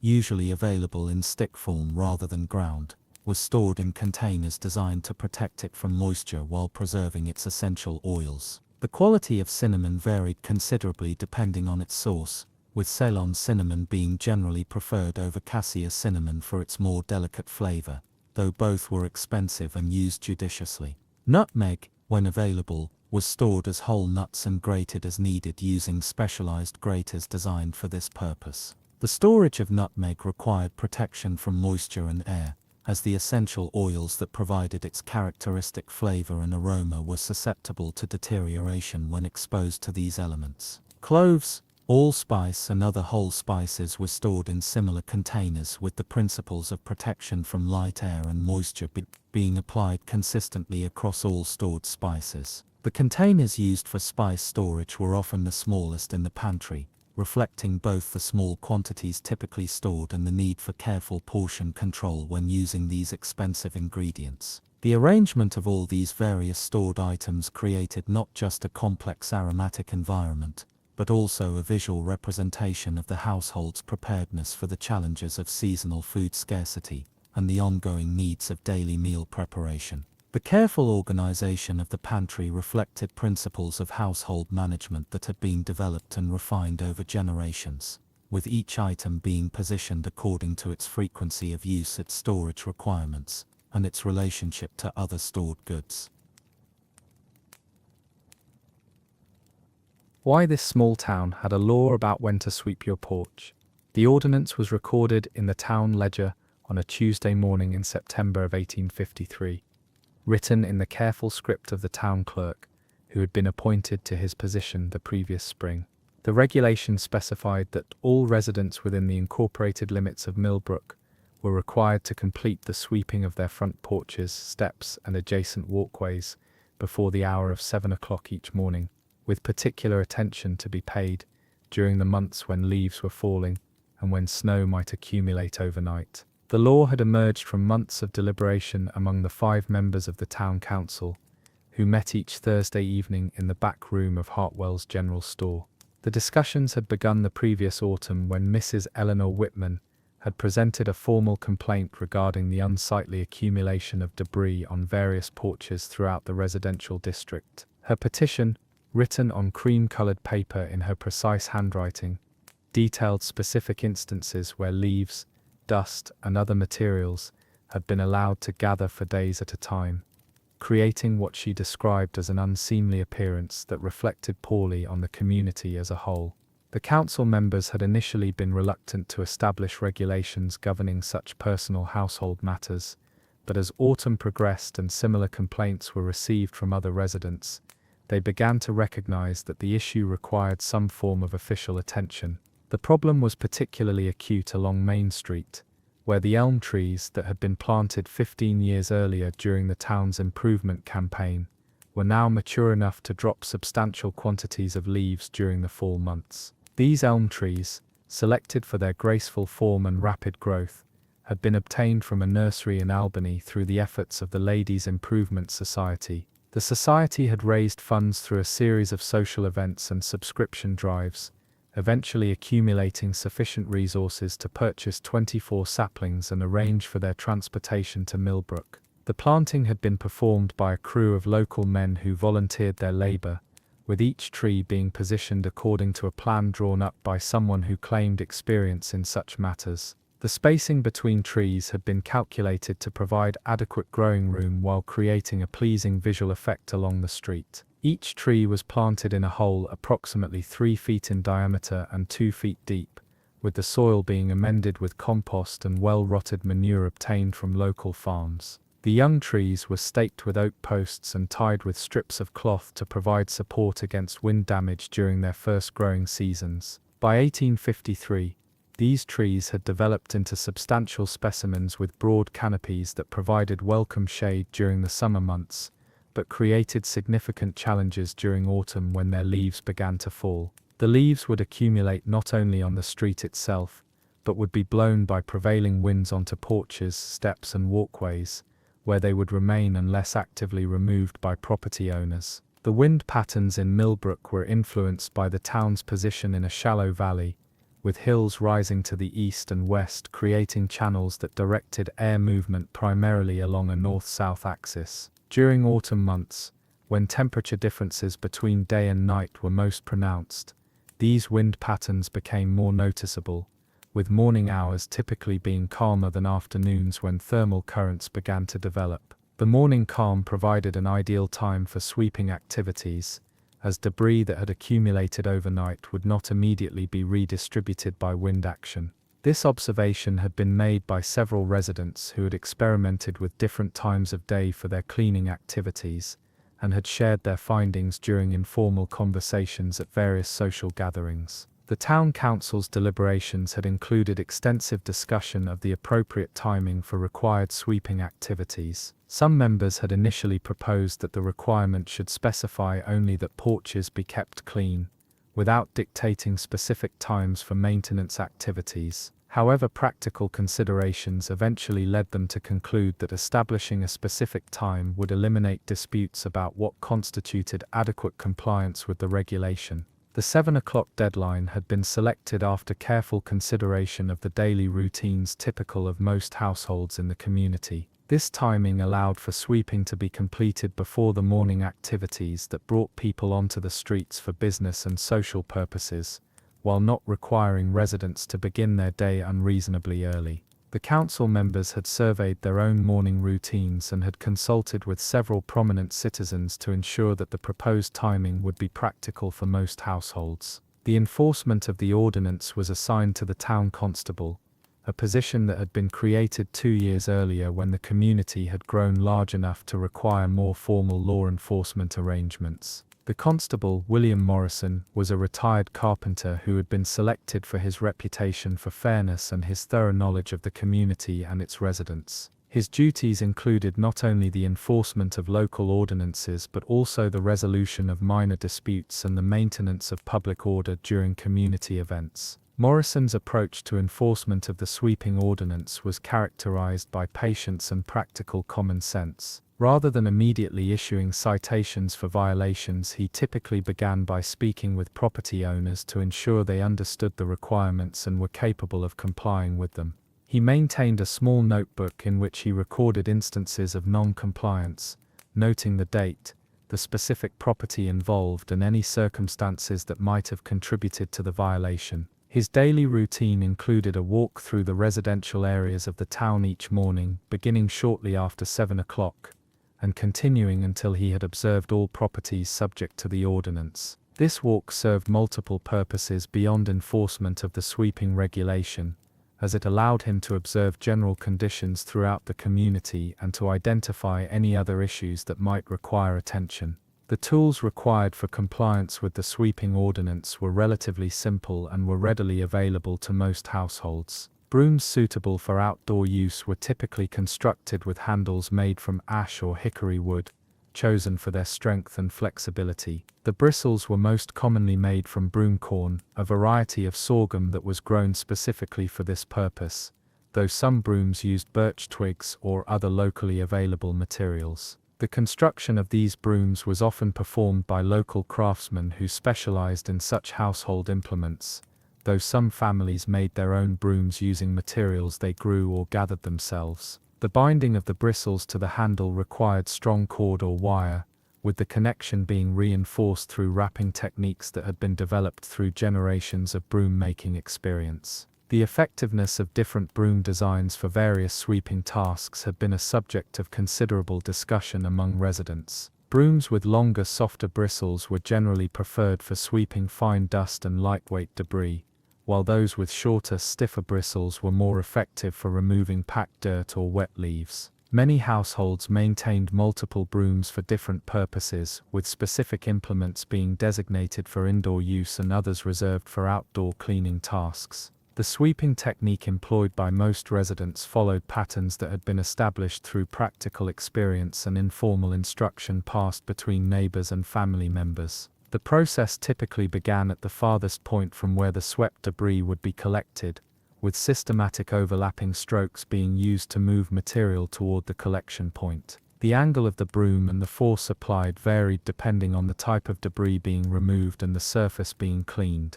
Wooden porch floors required different sweeping techniques than stone or brick surfaces, with care being taken to avoid damage to the wood while still achieving thorough cleaning. The grain direction in wooden planking influenced the most effective sweeping patterns, with strokes typically being directed along the grain rather than across it to avoid catching the broom bristles in gaps between boards. The disposal of swept materials followed practices that varied somewhat among households but generally involved either composting organic matter or burning it in designated areas away from buildings and property lines. Leaves and other organic debris were often collected in piles in backyard areas where they would decompose naturally, contributing to soil improvement in garden areas. Some residents maintained specific composting systems that incorporated swept debris along with kitchen scraps and other organic waste. The burning of yard debris was regulated by additional town ordinances that specified safe distances from structures and required attention to wind conditions to prevent the spread of fires or the creation of smoke problems for neighbors. These regulations had been established following several incidents in which inadequately supervised burning had created hazardous conditions or had damaged property belonging to adjacent landowners. The seasonal variations in the types and quantities of debris that accumulated on porches and walkways created corresponding variations in the time and effort required for compliance with the sweeping ordinance. Spring months brought the debris of winter storms, including small branches, bark, and other materials that had been deposited by wind and weather.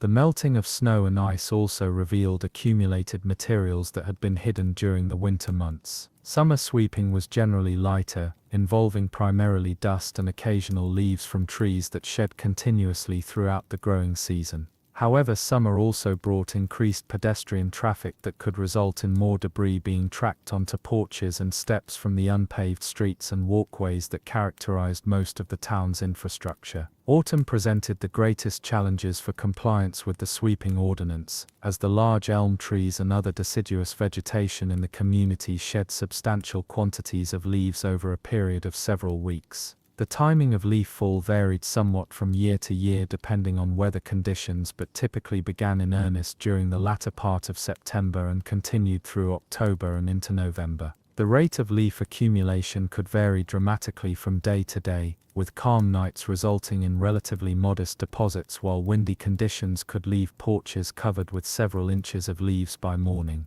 Some residents found it necessary to perform preliminary sweeping activities in the evening to reduce the burden of morning cleaning, though this was not required by the ordinance and was left to individual discretion. Winter months brought their own unique challenges, particularly when snow accumulation was involved. The ordinance specified that snow removal was included in the sweeping requirement, though the specific techniques employed necessarily differed from those used for other types of debris. Snow removal typically required shovels rather than brooms, and the timing of removal activities often needed to be adjusted to account for the continuing accumulation of snow during ongoing storms. The tools used for snow removal were generally heavier and more robust than those employed for routine sweeping activities. Snow shovels were typically constructed with wooden handles and blades made from wood or metal depending on the preferences and resources of individual households. The design of these shovels varied considerably, with some featuring curved blades designed to facilitate the lifting and throwing of snow, while others had straight blades better suited for pushing snow along flat surfaces.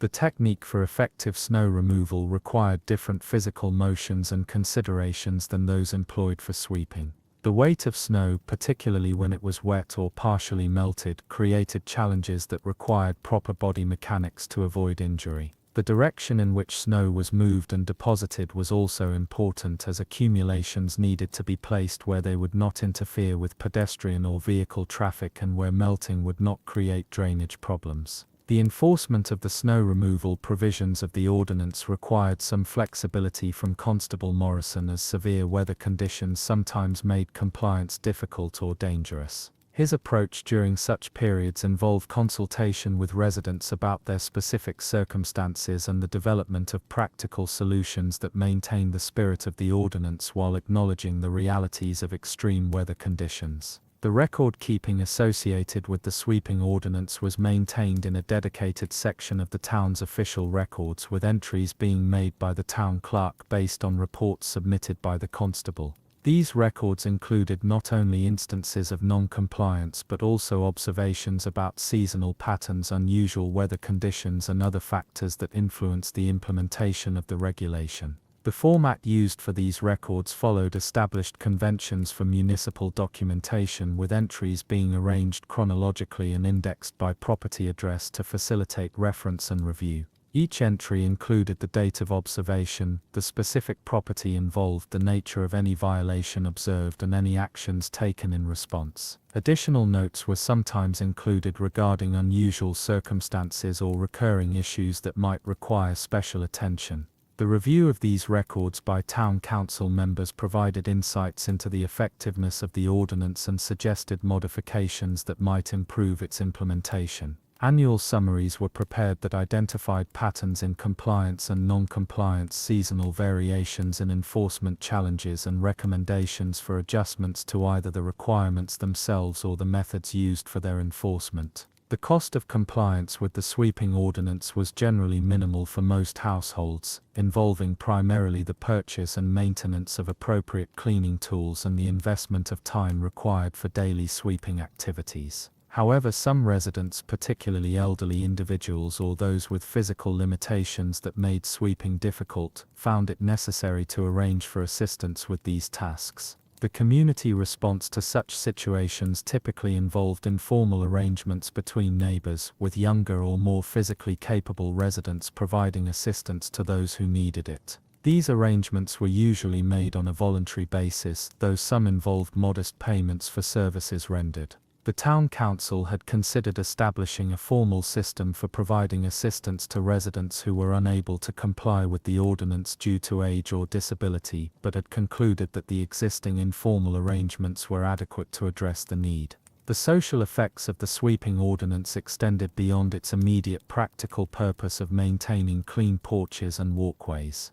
The daily routine of morning sweeping created opportunities for casual interaction between neighbors, as residents performing their sweeping duties at similar times would often engage in brief conversations about weather, community events, or other topics of mutual interest. These informal social interactions contributed to the sense of community that characterized life in Millbrook, reinforcing relationships between neighbors and providing a regular means for the exchange of information about local matters. The shared experience of complying with the same municipal requirement created a common reference point for conversation and a sense of collective participation in community maintenance activities. The ordinance also served to establish and reinforce standards of community appearance that reflected the aspirations of residents for their town's development and reputation. The emphasis on maintaining clean and orderly residential areas was consistent with the broader goals of community improvement that had motivated other municipal initiatives, including the tree planting project and various infrastructure development efforts. The documentation of the sweeping ordinance in the town's official records provided a permanent record of the community's commitment to maintaining standards of cleanliness and order.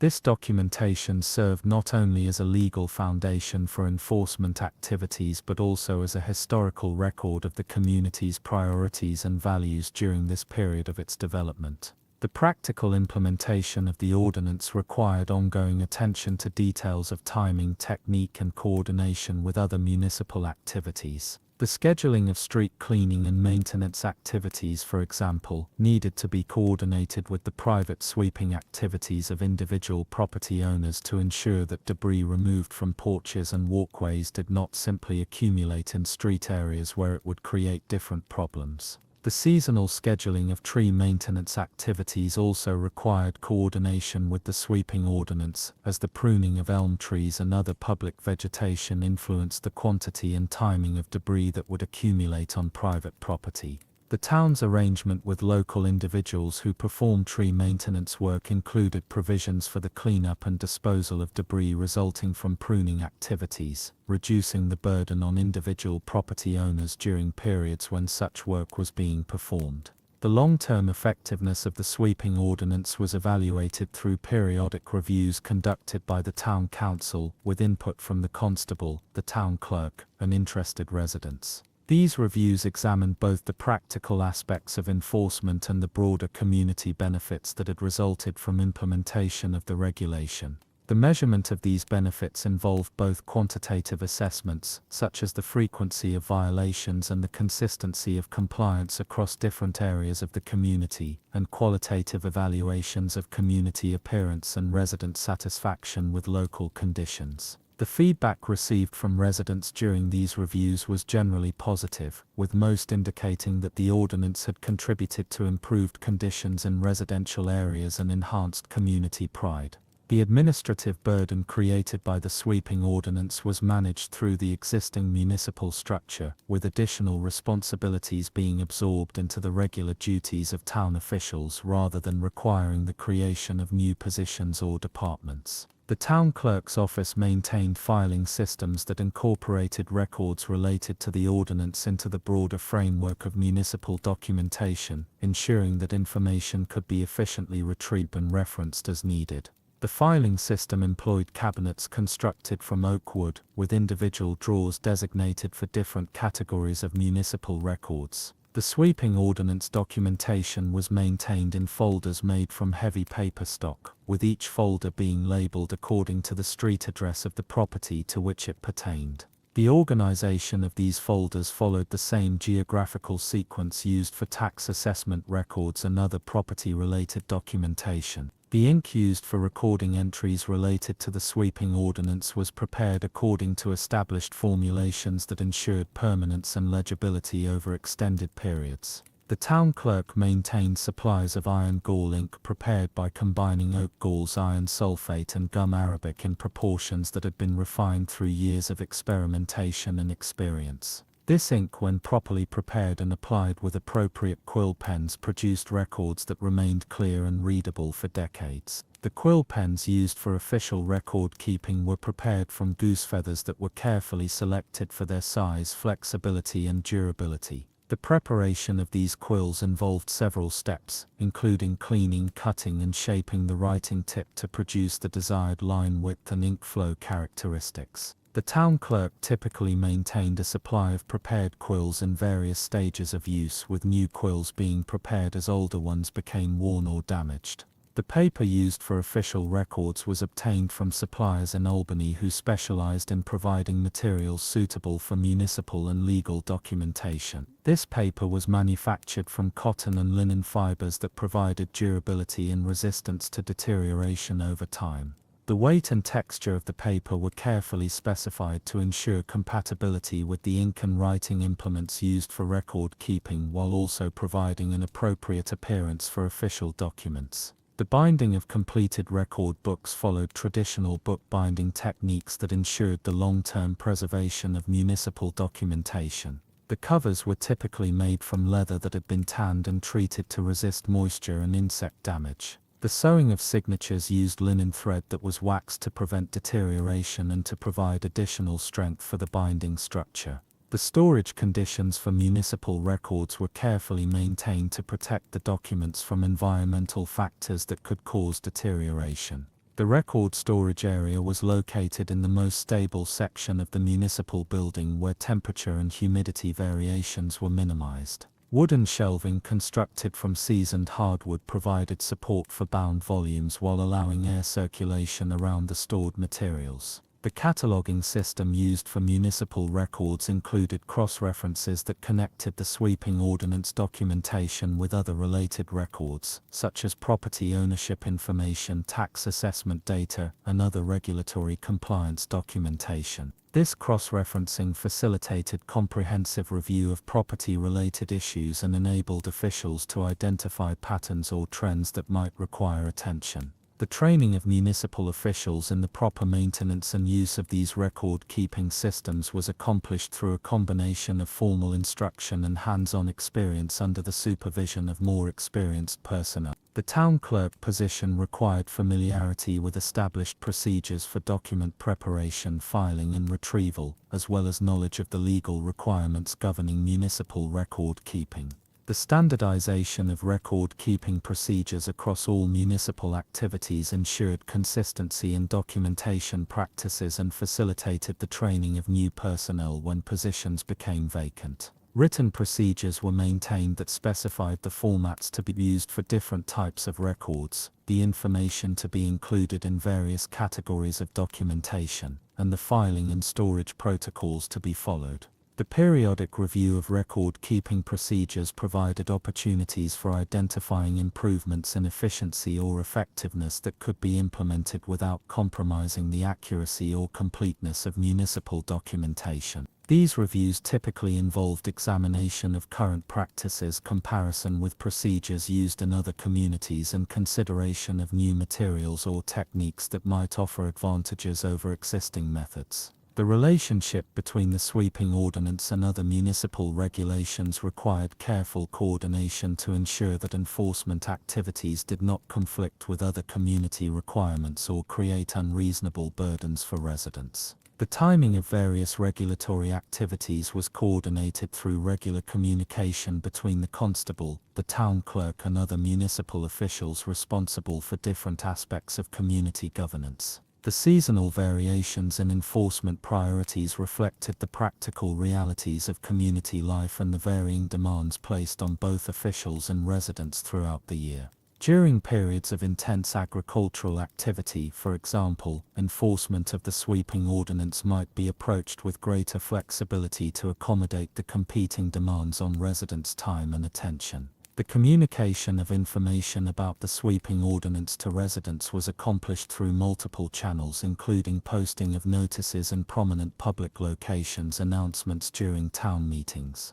and informal dissemination of information through social networks within the community. The content of these communications was carefully prepared to ensure clarity and accuracy while maintaining a tone that emphasized community cooperation rather than regulatory enforcement. The public posting locations included the front of the general store, the entrance to the church, and a dedicated notice board that had been constructed near the center of the town's commercial district. These locations were selected for their accessibility to residents and their visibility to both regular community members and occasional visitors who might need to be aware of local regulations. The preparation of public notices followed established formats that included the essential information about regulatory requirements while avoiding unnecessarily complex language that might create confusion among residents with varying levels of literacy. The notices were written in clear, direct language and were reviewed by multiple officials before being posted to ensure accuracy and completeness. The maintenance of public notice boards required regular attention to ensure that posted information remained legible and current. The boards were constructed from weather-resistant materials and were positioned to provide protection from direct exposure to rain and snow while maintaining visibility for passers-by. The replacement of weathered or outdated notices was performed on a regular schedule to maintain the usefulness of these communication tools. The community response to the sweeping ordinance evolved over time as residents became accustomed to the requirements and developed routines that incorporated the daily sweeping activities into their regular household management practices. The initial period of adjustment required patience from enforcement officials and flexibility in the application of regulatory requirements while residents adapted to the new expectations. The development of community norms around compliance with the sweeping ordinance reflected broader patterns of social cooperation and mutual accountability that characterized life in small communities. Residents began to notice and comment on the sweeping activities of their neighbors, creating informal social pressure that reinforced official enforcement efforts and contributed to overall compliance with the regulation. The economic impact of the sweeping ordinance on individual households was generally minimal, but the aggregate effect of improved community appearance may have contributed to enhanced property values and increased attractiveness to potential new residents. The documentation of these broader economic effects was limited by the record-keeping capabilities available at the time, but anecdotal evidence suggested positive impacts on community development. The influence of the sweeping ordinance on community social dynamics included the creation of new opportunities for interaction between neighbors and the establishment of shared standards of community maintenance that extended beyond the specific requirements of the regulation. These social effects were observed and noted by community leaders, though they were not systematically documented in official records. The technological aspects of compliance with the sweeping ordinance involved the ongoing development and refinement of tools and techniques used for cleaning activities. Residents experimented with different types of brooms, sweeping patterns, and debris disposal methods, sharing their discoveries with neighbors and contributing to a gradual improvement in the efficiency and effectiveness of sweeping activities throughout the community. The seasonal preparation activities required for effective compliance with the sweeping ordinance included the annual maintenance and replacement of cleaning tools, the preparation of debris disposal areas, and the coordination of sweeping schedules with other household and community activities. These preparation activities became incorporated into the regular rhythms of community life, with specific tasks being performed at traditional times throughout the year. The documentation of seasonal patterns in compliance and enforcement provided valuable information for municipal planning and resource allocation. The analysis of these patterns enabled officials to anticipate periods of increased enforcement activity and to prepare accordingly, while also identifying opportunities for community education and assistance programs that could improve overall compliance. The coordination between private property maintenance activities and public infrastructure maintenance required ongoing communication and cooperation between municipal officials and individual residents. The scheduling of street cleaning, tree maintenance, and other public works activities was coordinated with private sweeping schedules to maximize the overall effectiveness of community cleaning efforts, while minimizing duplication of effort and waste of resources. What it was like to fold napkins for a royal banquet. The linen arrived at the palace laundry in wooden crates lined with oiled cloth, each piece having been washed and pressed at the royal facility located 3 miles beyond the palace grounds. The napkins themselves were squares of damask linen, each measuring precisely 18 inches on all sides, woven from flax that had been grown in the northern provinces and selected for its exceptional length and strength of fiber. The weaving had been performed by craftsmen who specialized in producing textiles for the royal household,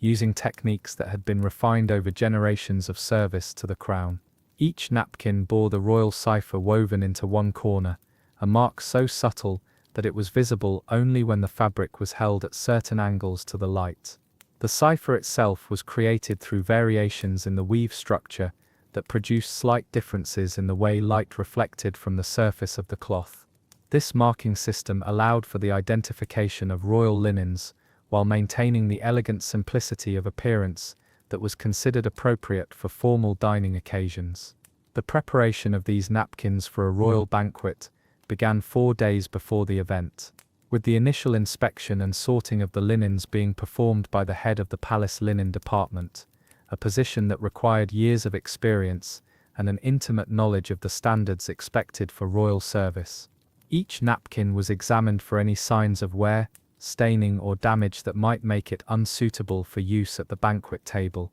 The inspection process involved laying each napkin flat on a large table covered with white cotton cloth, where it could be examined under the bright light that entered through the tall windows of the linen room. The examiner looked for any imperfections in the weave, any remaining traces of stains that might not have been completely removed during the washing process, and any signs of wear along the edges or corners that might indicate the need for repair or replacement. Napkins that showed any signs of imperfection were set aside for further treatment or for use in less formal dining situations. The standards for royal banquets required that every piece of linen be in perfect condition, with no visible flaws or signs of previous use. This attention to detail extended to the smallest elements of the table setting, reflecting the importance placed on maintaining the dignity and splendor associated with royal entertaining. The napkins that passed the initial inspection were then arranged in order according to their intended use during the banquet.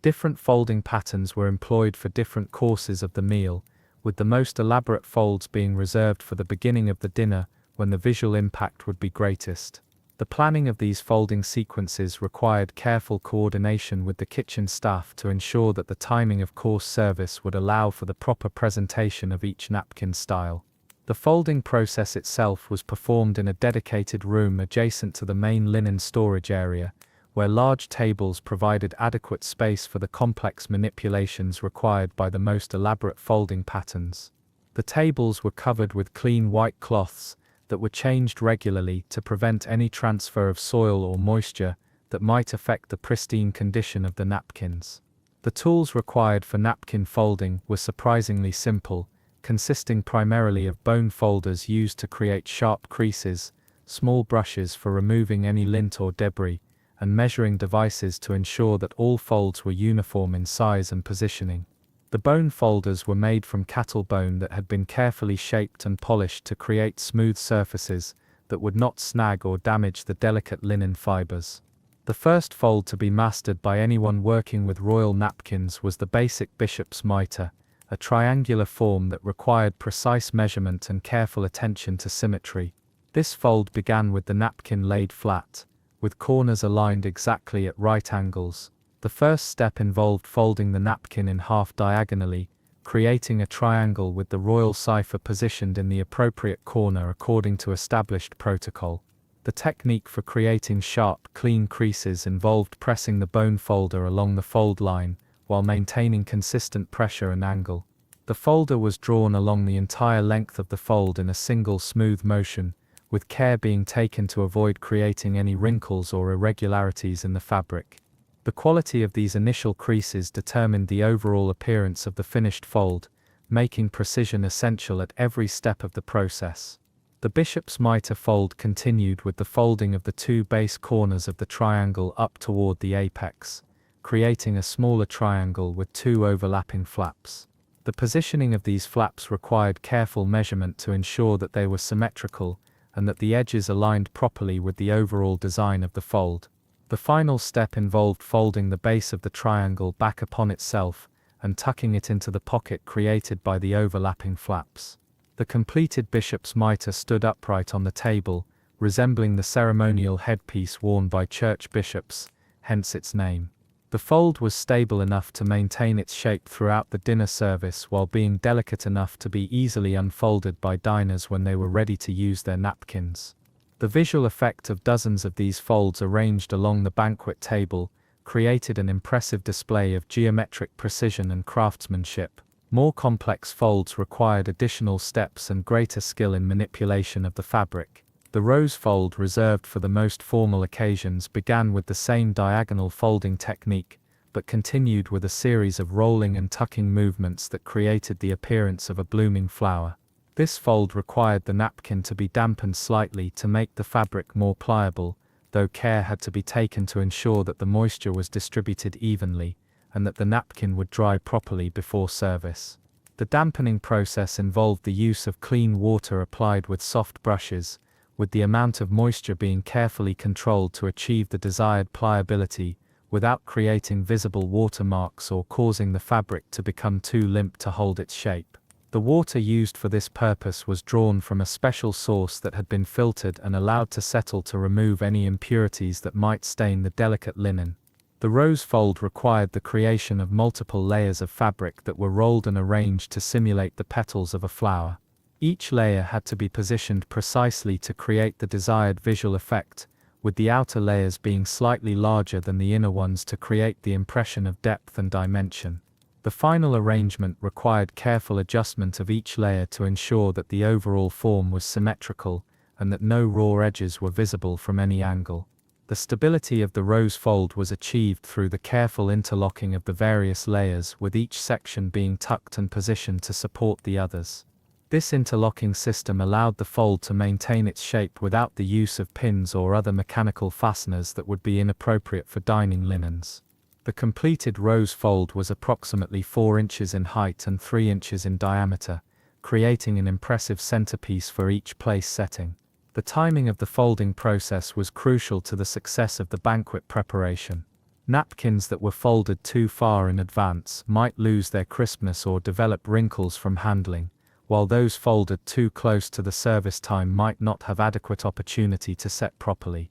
The optimal timing varied depending on the complexity of the fold and the environmental conditions in the folding room, requiring experienced judgment to achieve the best results. The environmental conditions in the folding room were carefully controlled to maintain the proper temperature and humidity for working with linen. The room was kept at a steady temperature of approximately 65 degrees, with humidity levels maintained at around 50% to prevent the fabric from becoming either too dry and brittle or too moist and limp. These conditions were achieved through the use of carefully managed ventilation and the strategic placement of containers of water that provided controlled evaporation. The lighting in the folding room was designed to provide even illumination without creating harsh shadows that might interfere with the precise work required for complex folds. Large windows on the north side of the room provided natural light that remained consistent throughout the day, while oil lamps positioned at regular intervals provided supplemental illumination during early morning or evening work sessions.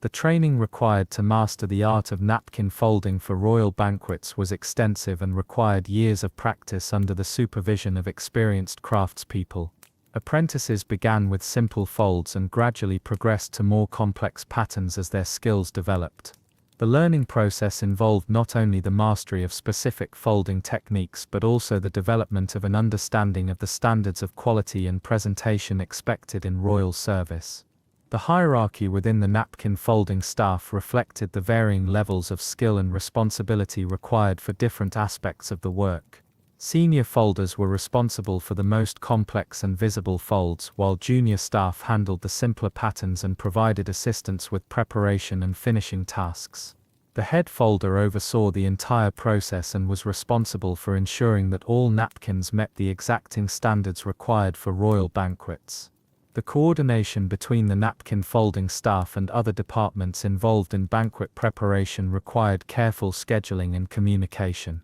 The timing of napkin preparation had to be coordinated with the table setting schedule to ensure that the folded napkins would be ready when needed without being completed so far in advance that they might deteriorate before service. This coordination was achieved through daily meetings between department heads and the use of detailed schedules that specified the timing of each phase of preparation. The storage of completed napkin folds required special arrangements to protect them from damage while maintaining their shape and appearance. Wooden trays lined with soft cloth provided support for the folded napkins while protecting them from contact with hard surfaces that might create indentations or wrinkles. These trays were designed with compartments that held each napkin securely while preventing contact between adjacent folds that might cause deformation. The transportation of folded napkins from the preparation room to the dining hall required careful handling to prevent any damage or displacement of the folds. Special carrying cases were used for this purpose, with each napkin being placed in its own padded compartment within the case.